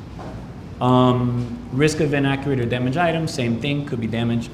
And then of course, you can get suspended. So that's a problem. So how I would recommend you mitigate getting suspended and getting inauthentic claims and all of that, just to, let me see, I don't think I put that here, but I'll just go over that real quick. Number 1, buy new products. Number 2, don't buy anything that you're gated in, obviously, because you can't sell it. Number 3, and this is just standard Amazon reseller practices now that I'll get into. The brand sells it, don't sell it. If Amazon is there, it's almost as if the brand is selling it. So again, if Amazon's on the listing, they're watching the listing because they bought it, so it's their product. So you want to be careful with that. Oh, but my gosh, there's like $50 profit. I want to do it. I'm going to do it. Do it FBM. Don't do it FBA because when it's in their warehouse, they're going to get on your butt more than if it's FBM. Can they still get you for an FBM product? Yes. Less chance? Yes. But when it's FBA, yeah, it's in their hands, and Amazon doesn't want to get sued. They don't want problems. So you want to avoid problems. What else can you avoid? At the brand. So if the brand's not there and Amazon's not there and you're not gated, then it's pretty good. You know, also try to avoid things that sell like 10,000 a month, 50,000 a month. Oh my gosh, I found 5 of this thing and it's gonna sell like super fast. Yeah, but you don't want to get an issue. You don't want to have any problems. You want to sell old stuff that people are not really watching, because stuff that's selling that much, you better believe everybody else is going to find that product, and there's 50,000 sellers watching that product. So, and sellers, other resellers might even report you just to get you off the listing. It's a thing. It does happen. So how to scale with it. So you can do daily searches. You can just check every day. You can train a VA, which I'm not going to get into virtual assistants too much, but even my own VA, I've had her use this before, and that's a way you can just do it where you don't even need to be searching. You can just train your virtual assistants, and I'll show you now. It has like a lead capture system, and you can just have your VAs just check the leads. The gentleman that owns this software, he doesn't even he barely works on it. Like he barely works on his own business, and his VAs just run the entire business, and the guy's doing a killing. You can use a prep center, so you don't even need to ship it to your house. You can just ship it to a prep center and you never see the product. Of course, you want to reinvest into products that are selling a lot. Those want to be the ones you want to go after, but again, you don't want to buy like 5 or 10. You know, if you have 2 or 3, you want to wait for maybe 2 to sell, you have 1 left, you will buy a couple more.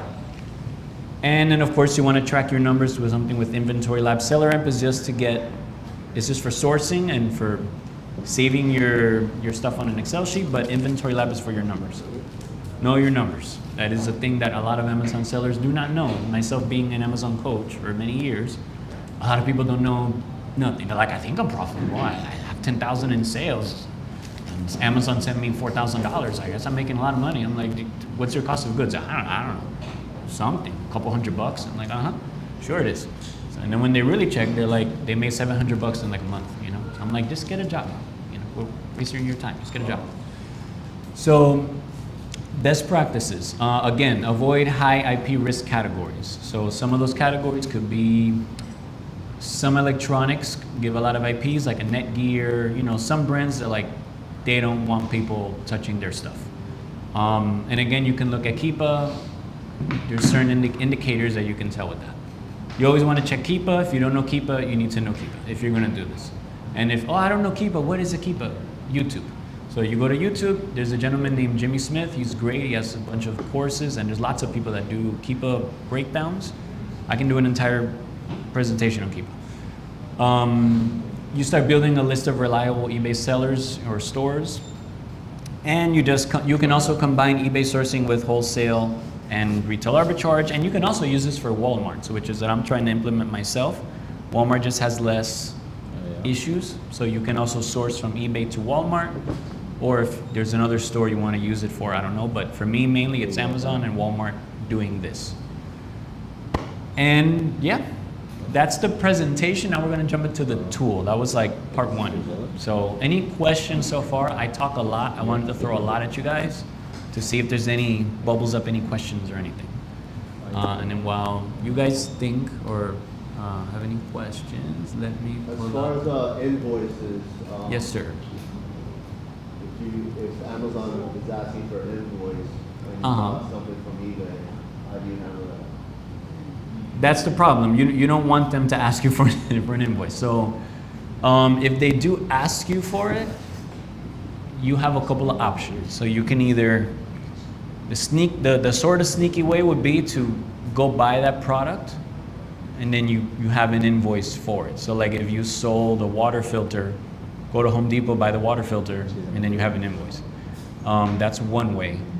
And then the other way, honestly, is just avoid as much as possible for them to ask you for one. Because if you're just selling like these old things that are brand new and they're fine, personally, I have yet to been asked for an invoice. The only time was like Amazon will lose stuff, typical. Like when you ship them stuff, you ship them 100 items and they lost 3. But then I have to submit an invoice for those 3 to get reimbursed. And in that case, I just don't submit anything, because once they go, oh, an eBay invoice, no. The Indian person that will look at it most likely won't even blink an eye, but the one that decides to look a little deeper, that's gonna be I might get some pow for that. So I don't wanna deal with it, so I just do mainly FBM, and I just I avoid brands that will probably ask me for an invoice. Like, I'm not gonna sell Nike from eBay to sell on Amazon. You know, like, I'm not gonna sell these super popular products that everybody's buying. Like, I'm not touching those. Like, I avoid those like the plague. But I do sell like Lego, for example, but these are like retired Legos, like, you know, old stuff, you know. Like, I bought some while we were presenting here. I did like 40, 50 bucks of profit sitting over there, like in purchases. So, well, no, I bought one that was like 20 something profit, and the other one, the guy's on vacation, I have to buy it later. But yeah, so it's tricky. That's the risk, is the invoices. That's like the big issue with this. But as long as you, like I said, as long as you stay low under the radar, you're okay. You want to sell the popular product that just came out yesterday, I wouldn't do it. You know. But when we go into the search, you'll see all this stuff is like really old. Like I'm surprised of the stuff that I'm buying. I'm like, what is it? I don't even know the stuff that I'm buying half the time. But any other questions so far? Dudas, preguntas, questions? English, Spanish? If you find a good product on eBay, and you sell it on Amazon, are you trying to find another source to get even more of that same product? So if I buy it on eBay and I sell it on Amazon, am I looking for a different source? Yeah, to be able to get like better quality. No, because usually these are like old expired products. Like nobody's selling them anymore. So like for example, yesterday I sold like some RCA digital converter thing. It was like a little blue. I packed it up before I came here. It's in my car. It's like a little box. I didn't think it like to convert TV to DVD or something like that. Stuff that nobody uses anymore. I don't even know why they're buying it. Like I've sold, and it's never in stock, but when it is, it sells for like $90 something. There's like a caller ID from Bell South. Who's buying a caller ID? I don't know, but it sells like super fast. Like I'll buy it for 35 bucks and I'll sell it for 90. Who's buying the caller ID? I have no idea. But like, who's still making caller IDs? Nobody. You know, so you have to go on eBay or somewhere to like find this old, outdated stuff that no one's making anymore. So that's the kind of stuff that you're selling. You're not selling the new Pokemons. Well, sometimes they have like new, like it's really hard to get, but there's like some Pokemon stuff that you'll find. But for the most part, it's all like you can't find it anywhere. Do you create listings on Amazon to sell your products? No, I don't make any listings. No. Yeah, all this is stuff that's there already. Yeah. Anybody else? Yes. Thank you. Oh, Michael, right here. Hi, yeah. So if we sign up the replan today, so what category would you start off? Great question. So, does it show mine? Let me see.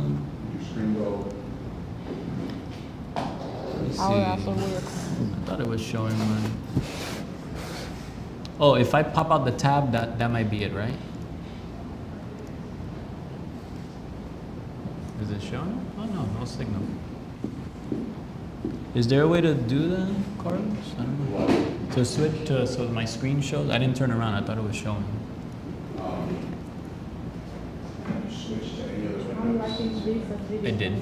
Yeah, I switched to Google Chrome. Go back to where you're at. Okay, that's where you're at right now. Do I click stop sharing? No, go back to the window you were just at right there. Go to the second tab to the right. Red dot on it. The red dot on it. Camera. No, to the left. The tab right next to where you're at. I'm looking at your screen. Oh yeah? Oh, does it show Replan Catcher? Or no? Like, does it show this? I know, we're trying to show it here too. Yeah. Let me see. So you have a replay tab. Yeah. The tab right next to it. Oh, this one. My bad. Okay. And then what do I do from there? Because now I just see myself, like on the screen. Okay. Oh, it's that red dot that you were saying? No, that's the chat. Sorry. Yeah, go ahead and do stop sharing. Okay. Share screen. Ah, okay. Okay. Entire screen. Ah, okay. And let me see if does it show. No. Yeah, because.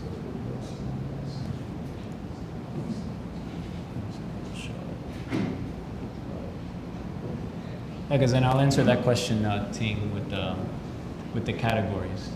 There's a bunch. There's some I'll recommend you don't touch. Okay. Oh, let's see.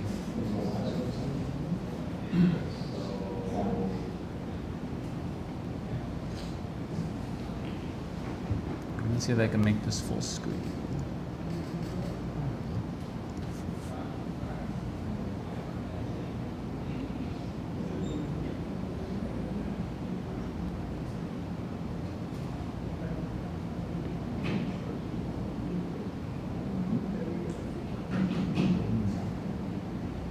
Doesn't want to behave. But some of the categories I'll talk while that goes. Toys are really good. That's one of my favorites. I like electronics. I like business industrial, home and garden. Some people do like books, DVDs and stuff. I have to get into DVDs. I just haven't done it. But it's a big category that people like to use. So I'm gonna click the ones that I like. So I like this one. I have to play with video games more. This is a new category for the tool. I do like electronics. I do not recommend touching health and beauty. That's how I got suspended years ago, buying health and beauty stuff on eBay a long time ago. The excuse for me was I didn't know what I was doing. But I was selling so much Olay and L'Oreal, like you wouldn't believe. I was spending thousands of dollars on eBay and making thousands of dollars on Amazon. But you don't want to touch that because it could be expired, shelf pulls, old stuff. And it'll be brand new in the plastic and they'll say it's new. Yeah, it's new, but it's 5 years old, and it's expired beauty products. So you may want to play with that with Walmart, but even then, you don't want to sell expired beauty products on Walmart, so. This category is good, this category is good. I don't do music, I don't do books. Some people are booksellers, they love to sell books. I don't sell books. Video games you can definitely do, just be careful because some video games can be fake unless it's like really old.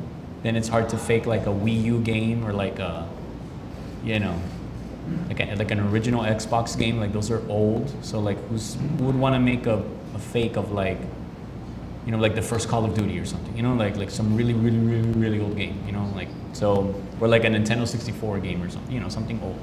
Well, that would be hard to even find. But anyway. So let's say you click these categories. Oh, I didn't go over the filters. So the filters I like to use is, you do not have to use these filters, but the filters, what it does is it'll filter out all the junk. So I like to do new. I'll go from here and I'll go down. Profit, I like minimum $10 profit. You can go a little less, it's up to you. My ROI, I like it at 45%. Of course, I would like it higher, but that's like my minimum. Let's say for the sake of the example, we'll put it at 40. eBay price, I don't want to spend more than $100 on an eBay item. That's probably too much, but I'm just going to leave it there. You don't have to put anything. The Amazon price, if you want to put something, I don't put anything. The sales rank, I do like to have it. I don't want to sell something that's like a million rank and it's going to sit there for 6 months and all that. No. So I like to sell stuff and I want it gone in like a couple weeks, preferably days, but I can do a week or two. But then after that, yeah, I got to start moving it along. Monthly sales, I just play with this. I don't know how accurate it honestly is, so I just put like at 5. So I just leave this low. eBay feedback count, I want somebody that sold at least one thing on eBay. I don't want like the kid that just opened his eBay store yesterday and he took a picture with mommy's phone and then doesn't even know how to ship the thing. So you can put something, you can put this higher if you want. The feedback percentage, 80% at least, like again, you don't want somebody that's like 40% feedback and they have everything's negative reviews and it's not going to be good for you. And then this, I just put some keywords like damage, missing, Apple, I can't sell Apple, Frigidaire, I can't sell. Little things, you don't have to really put anything here. That was just me playing with it. And then you can also put the best offer enabled if you want to, you don't have to. And with all of these products in total, I don't know what the number is here, but we're looking at hundreds of thousands of products. We whittled it down to 1,000, 100 something. And that's without hiding the restricted. So I have all of this to check that actually meet all of this criteria. So there's 1,100 items that can give me $10 profit or more right now. So let's make it less. So what this thing will do is it'll connect to your Amazon account and it'll remove all the gated stuff, which saves you a ton of time. And it's gonna delete a lot of stuff. Let me get my glasses. So hopefully I can make some money while I'm up here. So it'll be a profitable presentation. So give it a second, it's a little bit slow. Where do you say, where are you shipping your goods at once you buy them on eBay? I ship it from my house. So I'll list it on Amazon. On this phone, I'll just list it, and as soon as I get it. Reagan says, Michael, you gotta hit search.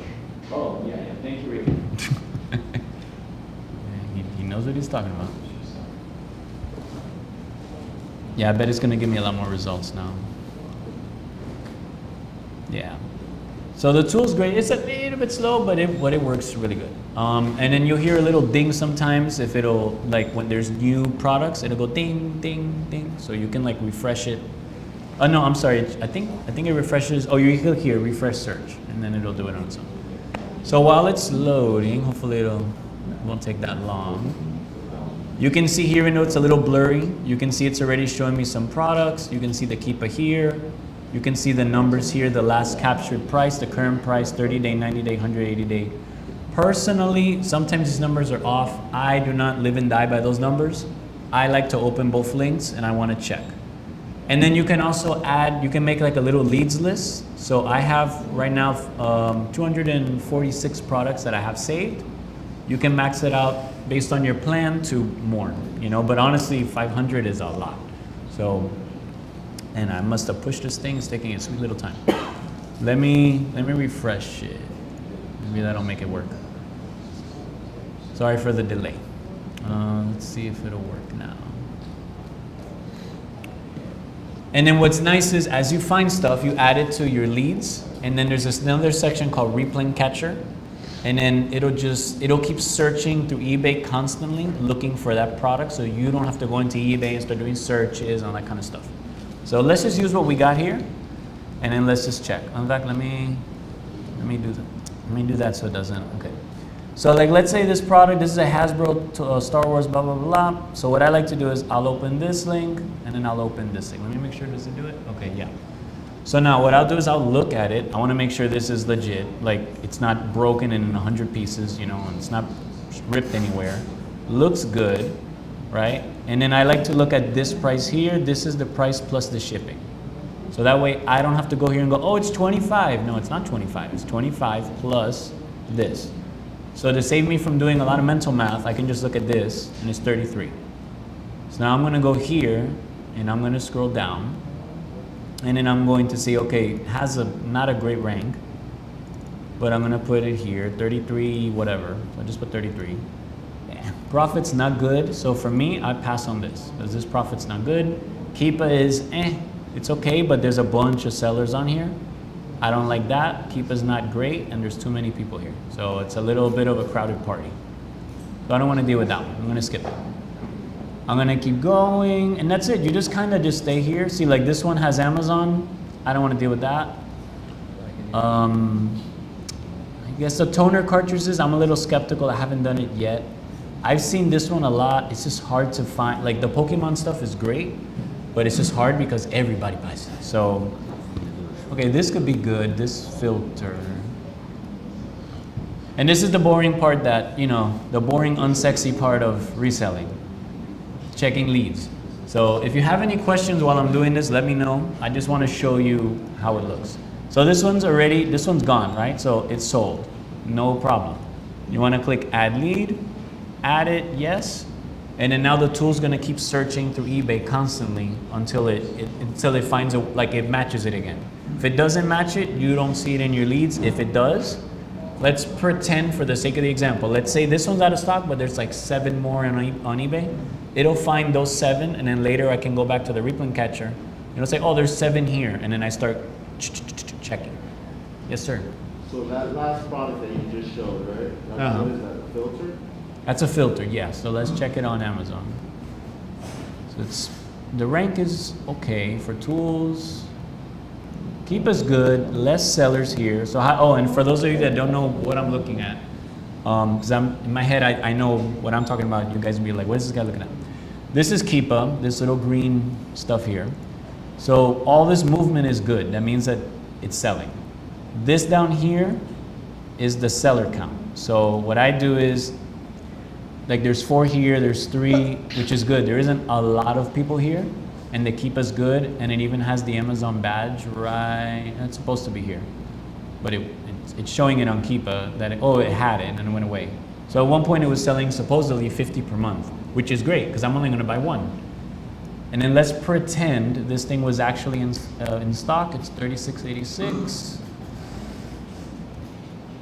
And I will make a $27 profit. Not bad. The buy box is suppressed. That sucks. That means it's going to sell less, but I'll take my chances for $27. That's pretty good for one item. And I'm just doing here for pretend. Like, I'm pretend, you know, like, but, you know, we're doing a presentation, so, yes. If I could add, I'm sure you'd agree with me, but I would make sure the listing is not a generic listing, because you gotta. That too, thank you for mentioning that, yes. So you want to make sure that the brand is here where it says brand, and it does not say generic. So if it says HDX and this is HDX, we're good. But you do not want to, anything that says generic, you run for your life. Do not touch a generic listing. You're just gonna get in a lot of trouble. So even, oh, it's really profitable. Don't let the money blind your common sense. So, yeah. So based on your experience, the goods you found on eBay were more like a private label or more like bigger branded items based on your experience? No, it's like this. They're just like regular products, like doing OA or RA. This is just basically doing online arbitrage, Okay. but on eBay. Both. So I'm not buying any private label stuff. The only time that it has happened, there's a filter, not this one, but a different one. This person had a bunch of them, but they had the pictures. It's another thing too. Thank you for sort of mentioning that. To avoid like, oh, how do I know it's not like fake or Chinese or whatever? I avoid any stock photos. So this is like someone that actually took the photo, right? So it's the original listing. Like that's someone's camera or whatever, and they took a picture. If I see this picture, just like that, I don't buy it. Because I don't know if it's fake or not. Like, I want to see like you took a picture. So I've bought filters and then I get it, and then they're like in these little plastic Chinese stuff, and then I'm like, and then I tell the seller, is this like from China? They're like, oh, everything's from China. I'm like, yeah, I know everything's from China. We're all probably from China. That's not the point. The point is like, is this real or fake? And then they don't give me an answer. And I'm like, you know what, return, you know? So then I return. But yeah, it's like, yeah, it's made in China, but is it a Chinese knockoff? And then they don't answer me. I'm like, peace out. So. Michael, two questions for you. Yeah. One, how do you make sure that there's no gating issues for you with this stuff, so you're not stuck with something that doesn't move? Yes. Also, number two, do you ever find a situation where you're looking at those filters and you're like, man, if I could just get my hands on some of this from a wholesaling perspective, Yeah. wouldn't I go that route as well? So is this a great hunting ground for you to find wholesale ops? You could, if that product like is still manufactured. Yeah. So like this HDX filter, I don't know. No, I mean, it could be an old model, I get it, right? Yeah. But it might not be, you know. So maybe it's, and that could be a wholesale play there. Yeah, it could Do be. you ever do that? Is that what I'm asking? Or? I haven't done any wholesale yet. I have found sellers that they'll have like a lot of stock. And then I'll ask them like, how do you have like 50 of this thing? And they're like, oh, it was like an Amazon pallet or returns or something. Or they are wholesalers and they have like a ton of the product. And then you can kind of like, hey, okay, you have like 50, you know, let's cut a deal here, you know, and you can kind of like do like an eBay wholesale type of play on eBay. And then for the restrictions, they just recently added this button, so you can just click that, and then it'll hide all the restricted products. Before you had to like click one at a time, and then, oh, I'm gated. And I bought stuff, and I'm like, oh, this is amazing. And I'm like, oh, I didn't check, and I'm gated, and I gotta return it to eBay, and that's a pain in the butt, you know, so, yeah. Adding on to Tom's, the wholesale part, we've actually found some really awesome like resale stuff there. Mm-hmm. And we did like dig down the rabbit hole of trying to find like the manufacturer or a great distributor. Yeah. And usually what happens is like they either don't want to sell to you because they want like a truckload purchase or something. Yeah. Or it's just like a discontinued item. So it's like we've explored that, but it isn't really necessarily feasible. Yeah. Like you couldn't buy. You would have to buy so much that it would take you years to unload that product. Yeah, that's why I like this, because I'm just buying like one or two, you know, and it's old, so it's like you buy 500 of an old thing, it might take you the rest of your life to sell it, you know. Yeah. So it's like, well, I bought two, you know, it's like, I I can sell 2, you know. But you have a lot of like 1s and 2s, but then sometimes there'll be items that just hit. Like I have a Funko, I can't keep it in stock. Like it keeps selling constantly, you know. So, a Funko. Funko. Funkos sell on here. So there's a lot of Funkos that you can find that are like super old. And I'm sure you've been, even if you've never been like in conventions and stuff like that, or like a comic store, they'll have like a whole wall of Funkos and they're like, oh, these are the Funkos from like 5 years ago. There'll be people on eBay selling you super old Funkos, but then it's like super old, super expensive on Amazon. Huh? Have you sold any before? Yeah. I've sold a bunch. I love selling Funkos. Any like complaints from Amazon with the customer saying that they're fake or? Nope. Because that's the thing, it's hard, like, and I thought about that too, like, oh, this is gonna be fake. But if you have a Funko, I don't want to say the name of it because I'm live, but let's say like there's a Funko, it's really old, and it's from like 10 years ago. Like, why would you make a fake of like a something that doesn't sell much I and get is super old? they No, do, yeah. But Amazon itself, like, you know. No, they don't care because they're not these are listings that they're not really monitoring. Like no one cares about these listings. Like these are, Amazon has millions and millions of listings. They're not watching everything. So like there's some stuff here that's like super old, and if you look at Keep, it's like a 4 or 5 year old listing. Brand's not there, Amazon's not there, no one cares. So it's kind of like 2-3 sellers, and they have a couple things in stock, and you're just like seller number 4. So no one cares. It's like you're just selling one. Now, you don't want to show up with like 50s, like these Funkos, and then think, oh, I got it from this eBay guy, and he gave me a deal, and it's like a 20-year-old Funko, but he happened to have 50 of them. I'm like, how? Like, who has like 50 of this old thing? Like, you have one. It's like, you know, somebody had it in a box somewhere, and they're like, hey, let's throw that on eBay. I don't want it, you know, and they took a picture of it, but it's like $80 on Amazon, but they don't have an Amazon account. They don't know how Amazon works. They're like, I just throw it up on eBay for $20. I don't care. And then you're like, yeah, $20. I'm gonna sell it for 70, you know? And that's kind of how this type of play is working. But yeah, so let me see if I can find anything else. If you have any other questions, let me know while I search to see if there's anything. I sold this before, that was good. Nobody? No. So, but Yeah. then you're always finding a new product then. You're never sticking to one product.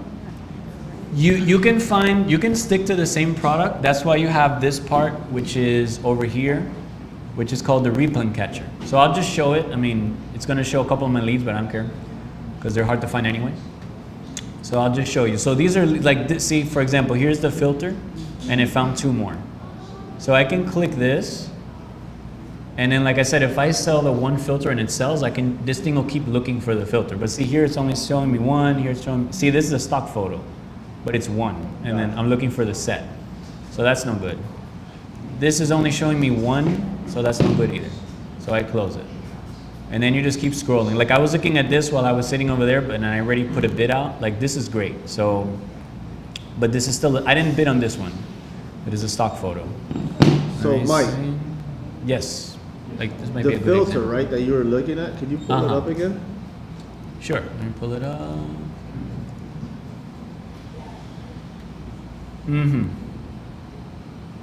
What was your question about the filter? No, the actual filter product, the filter.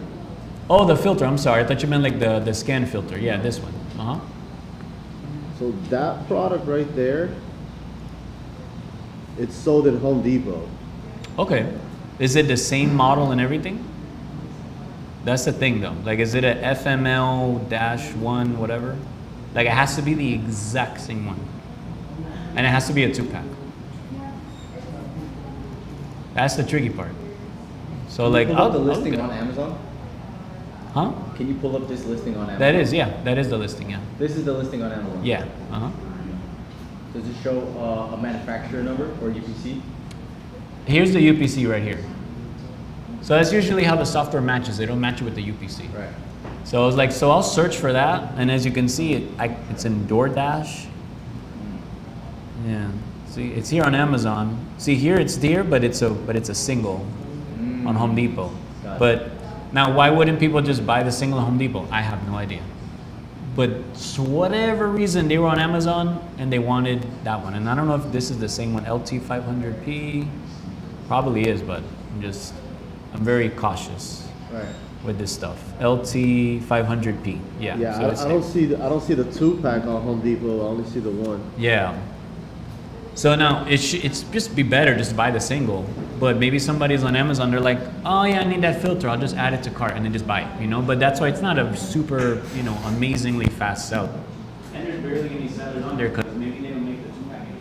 I have no idea. All I know is it's good.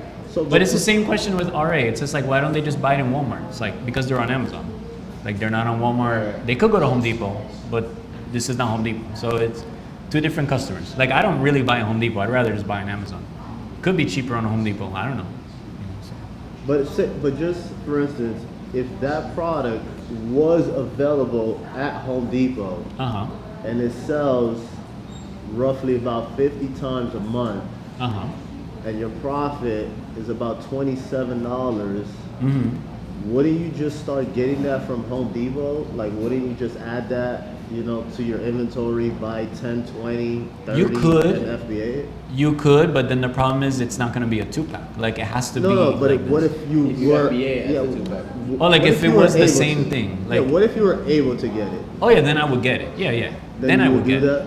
it. Yeah, I would do that. Yeah, but I haven't bumped into that yet with all the sourcing I've done here because, like I said, all this stuff is like really old, Yeah. or it's just hard to find. But it could be in a store somewhere. It could be. A lot of the good stuff is like closeout and clearance and No, dis- the end of life. discontinued stuff, Yeah, that's yeah. where you find this knit, like this kind of shit. Yeah, it's kind of like a garage sale or something, but online. It's like it's like instead of going garage sailing and clearance hunting, you're doing it on this tool, and it's just finding everything, which is cool. So like this one again, see, this is a retired 2016 Lego.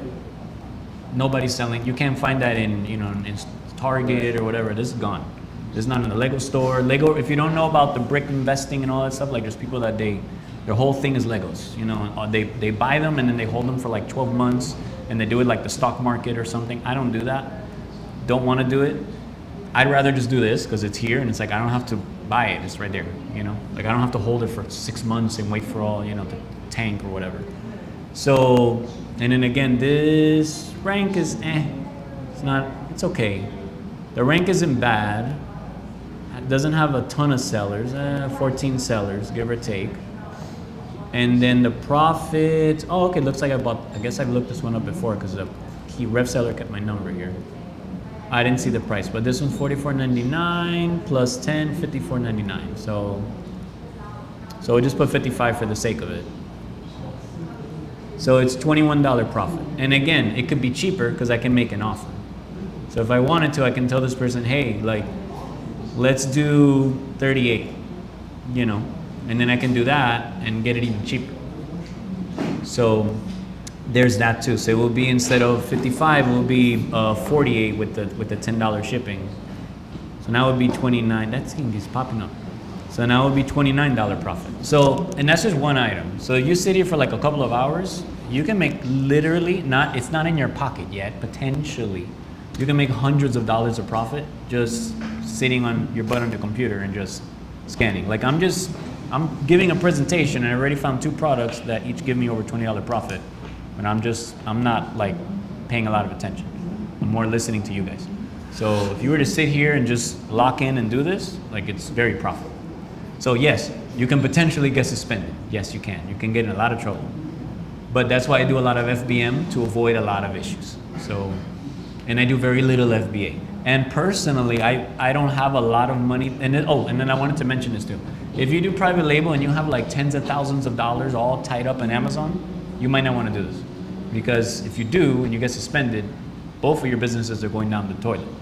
So either open a separate Amazon account, maybe that's a way. Or if you're not doing a lot of private label, you don't have like a mortgage tied up with Amazon, then this might be something you can do. But again, just keep that in mind because, they'll sink both ships with you, So if I'm going to do this on the side. Yeah, but then you get suspended, everything gets suspended. They're not just going to suspend this, they're going to suspend your private label brand too because it's all tied into one account. So be careful with the mixing. So just letting you keep that in mind too, If you have an Amex and a Plum card that's like $70,000 in debt and you have like 500 SKUs of RA or OA or wholesale or whatever, be careful doing this too because you don't want that whole thing to sink, So I was very careful doing this. Like I didn't have barely any money tied up with Amazon, and then I jumped into it. So I was very, very cautious of what I did. So yeah, I don't like Amazon holding all my money. Any questions so far? No? How long do you usually spend looking for these products, like sourcing? I would say about an hour. And how many will you find in, how many will you find in that hour? How many will you find in that hour? Approximately. I would say it depends a little bit because sometimes I find them like that filter is profitable, but then it's out of stock. So then I gotta add it to my lead. So what I generally do, I'll go here to Replink Catcher, and these are the leads that I honestly, for the most part, I stay here. And then when I'm done here, then I'll jump back into the filter to find more. Because I want to buy the stuff that I already know, like, because I'll forget. So I'll sell some Funkos. Or I haven't sold it, but let's pretend I sold that. And I sold it 3 weeks ago. I forgot, you know, like everybody. Like, I'm not going to remember every single product that I'm selling. And I'm like, oh, I didn't buy that again. Oh, it's back in stock. Awesome. I'm going to source the stuff that I already bought and sold. And it's like, it worked. Then I'm gonna see, oh, this other thing, I haven't bought it before, but that filter that I added in the presentation, oh, it's back in stock. I'm gonna buy one, you know, and then I'll go and I'll buy my stuff, and then I'll go look for new stuff, and I'll add more stuff to the list. So I try to give myself a goal of making at least $100 to $200 profit. Sitting down like here, I wanna say, okay, before I get up, I wanna make at least $100. Potential profit. And it's not like I didn't make it, I bought it, but you know, I like to keep the numbers real, so, but I try to do at least $100, $150 before I move. You know, I'm like, okay, I did my 150, I'm good. I have other businesses that I can work on, but at least this is good to go. And then it's on the way, and then once it gets to you, you know, I gotta open the boxes, list it, throw it in a box, and you know, I run ads, I run coupons, I run everything to move stuff. And I have my repricer, I use Aura, and I use it to move stuff along. So, and I also do a little trick that I don't know if it's like a theory, so I don't know if Carlos this is true, like clicking on listings and giving them, like scrolling through them for a few seconds, does that like generate sales? Because I have my VA do that, and for some reason I'll sell stuff after she does it. So like she'll click it, she'll just scroll up and down, and then the next day, because she does it at night, and I'm like, oh my gosh, this thing sold, has been there for like 3 months. And then she's like, yeah, I did the clicking, and I'm like, I don't know, it's just like, it's a theory. It's like it's like grapes for New Year's. Yeah. Yeah. So it's just like a thing, I think. But any questions so far? I used to have one that was watching a movie at the movie theater the night before the sources we went suspended. We did it for like 2 years. For real? It's bad. That's funny. No matter what the movie was, watch it. No matter what look, that. Anyone else? Yes. Do you use a repricer for these on Amazon or? Yes. So I'll give you my little tool stack / strategies that I use just as a general thing for Amazon, whether it's with this or with anything. I use Aura. I really love their tool. They're amazing. No shameless plug. They're great. I use them for Amazon and for Walmart. I use RevSeller, which is this little box right here. You won't see that unless you have RevSeller. And if you're going to do anything online on Amazon as a online arbitrage or this or wholesale, you need a calculator because nobody knows their numbers. Everybody's just guessing stuff. So this is good to have. I use Keepa. I think that's it. I use Profit Cyclops, which is a weird name, but it's basically like Inventory Lab. Like it gives me a profit and loss and all my sales numbers for Amazon and for Walmart. So I used to use Sellerboard. It's good. Not hating on Sellerboard. They're good. I just like Profit Cyclops a little bit better, but they both do the same thing. I just like the UI of Profit Cyclops. It's just I like the colors. Do you mainly only use Keepa, or do you use like Seller's Amp or? Nah, I don't use Seller. I'm no hate against Flips and Fields and all those people. I use RevSeller because it's cheaper. So SellerAmp is good, nothing wrong with it. RevSeller does the same thing as SellerAmp, and it's been around longer. And I think their numbers are more accurate. Like I've compared numbers, SellerAmp it's always like a few percentages higher. When I used to use it, it would say like 30%, and when I would do it, it's like 26, and I'm like, why is it giving me higher numbers? So I don't like when tools inflate numbers. Like just give me the raw number. Like don't play with my emotions. Just tell me I'm gonna make $3 profit. Just tell me what it is. You know, like don't. SellerAmp has an app that is good for RA too. They do too. Yeah. RevSeller just released it like a couple months ago or something. Yeah, they're catching up. Okay. But it's good. When I used to do a lot of RA, I would use SellerAmp. It's great. But yeah, but SellerAmp is good. They all do the same thing. Same thing, different color. So yeah, what else do I use? In terms of Amazon to move stuff, I run an auto-targeted ad on everything for like, I think I have it like at 5 cents. I just run it on all the tool, on every single item.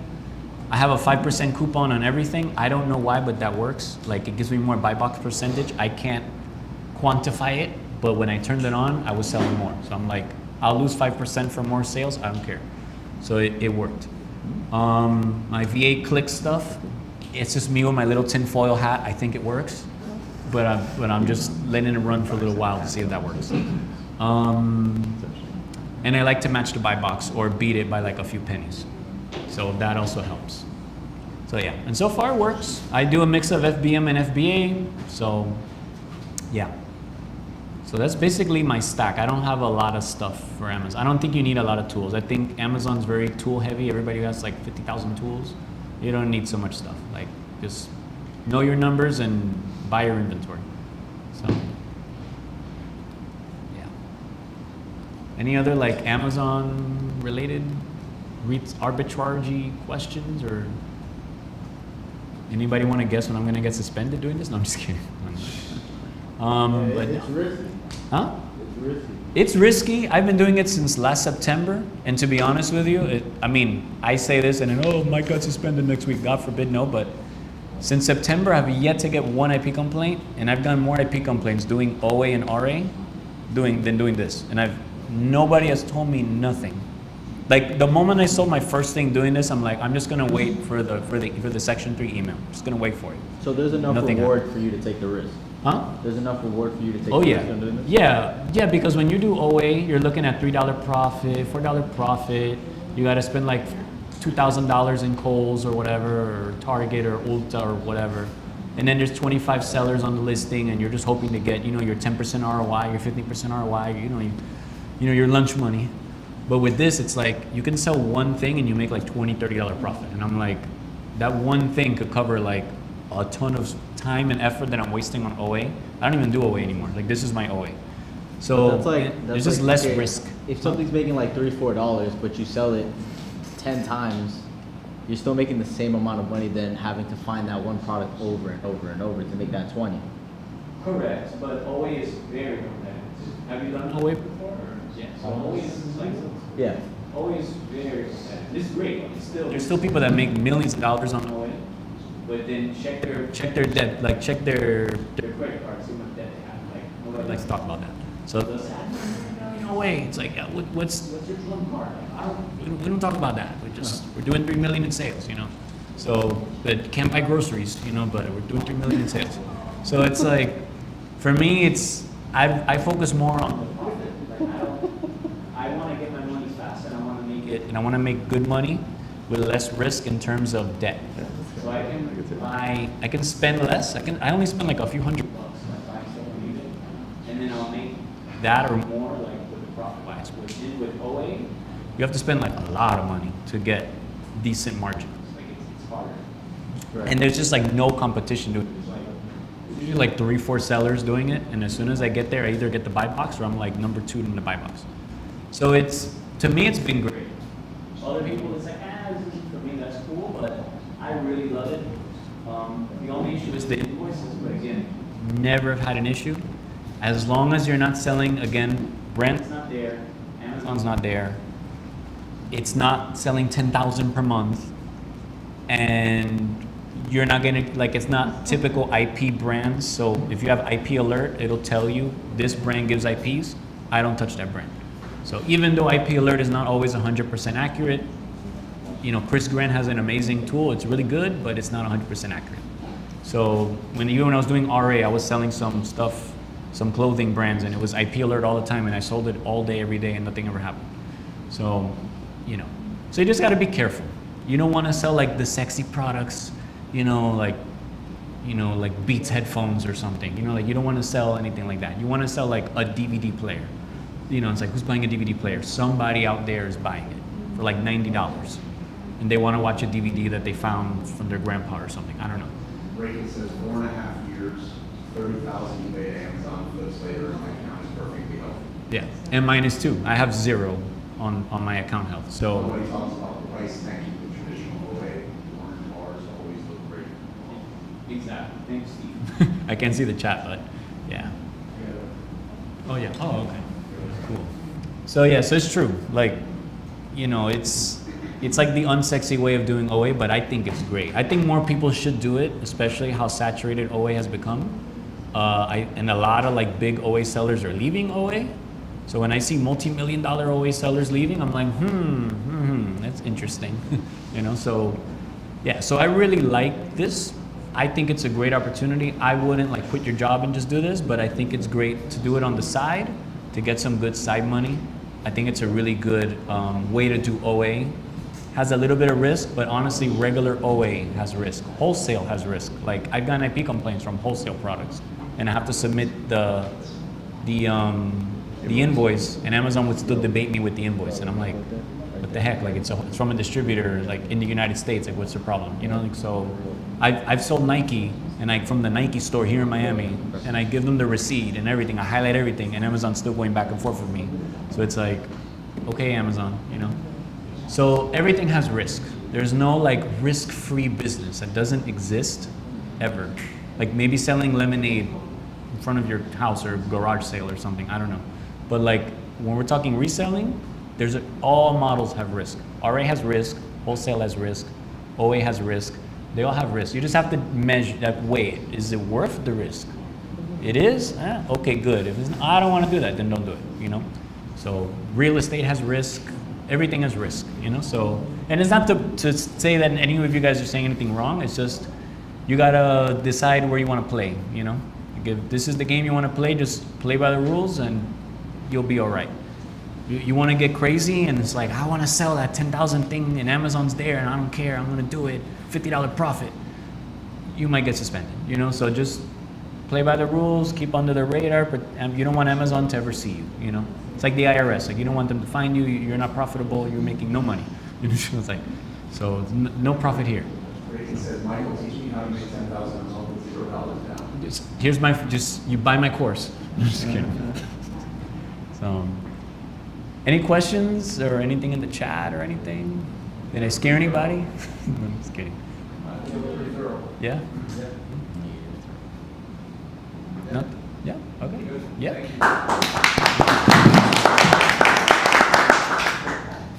Oh, cool. Yeah, because I can drag it on and on. Hopefully Reagan enjoyed it. Thank you. Appreciate it. If you guys have any questions, I'm an open book. I won't sell you a course. I don't have one. I'll send you, I can recommend you stuff, but yeah, I'm happy to share any numbers, anything like that. Etsy questions, Walmart, Amazon, eBay. I'm not an expert in Etsy yet. I'm getting hope to get it. Love it. Do I just stop sharing? Or do I stop sharing? Oh, okay. And do I close the little tab?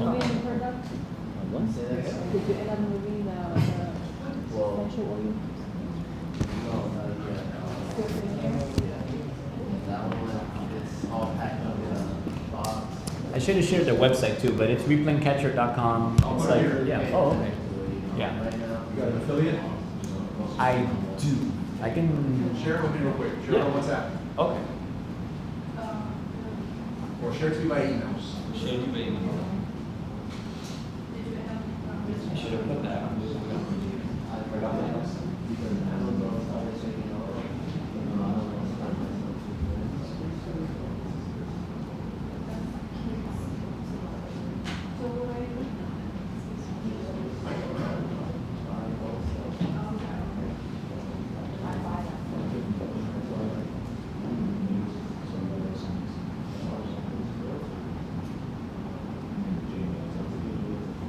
Your email is this one.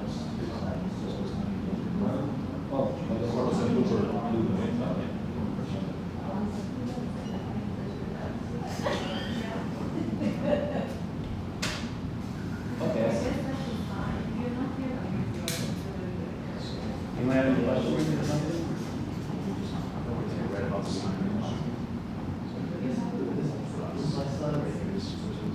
Oh, wow. Should I unplug this? What is does Amazon charge you typical fees or is there a different fee schedule? Does someone have the, that's the same, like, yeah, that is also sexual. The reason I ask is fees and stuff is listed fees, When all like the Amazon was. well, so to me, Yeah, I was on my Amazon business. It also had it on several different days, so it's gonna look, I have a bunch of tools, and then I have certain viral. that's probably A bunch of stuff. And then I have basically like a handful of things on this and that.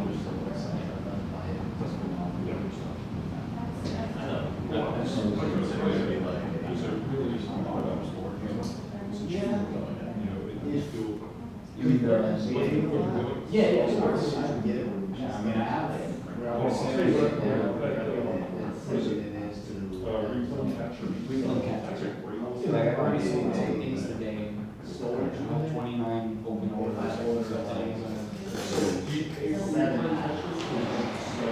do. Is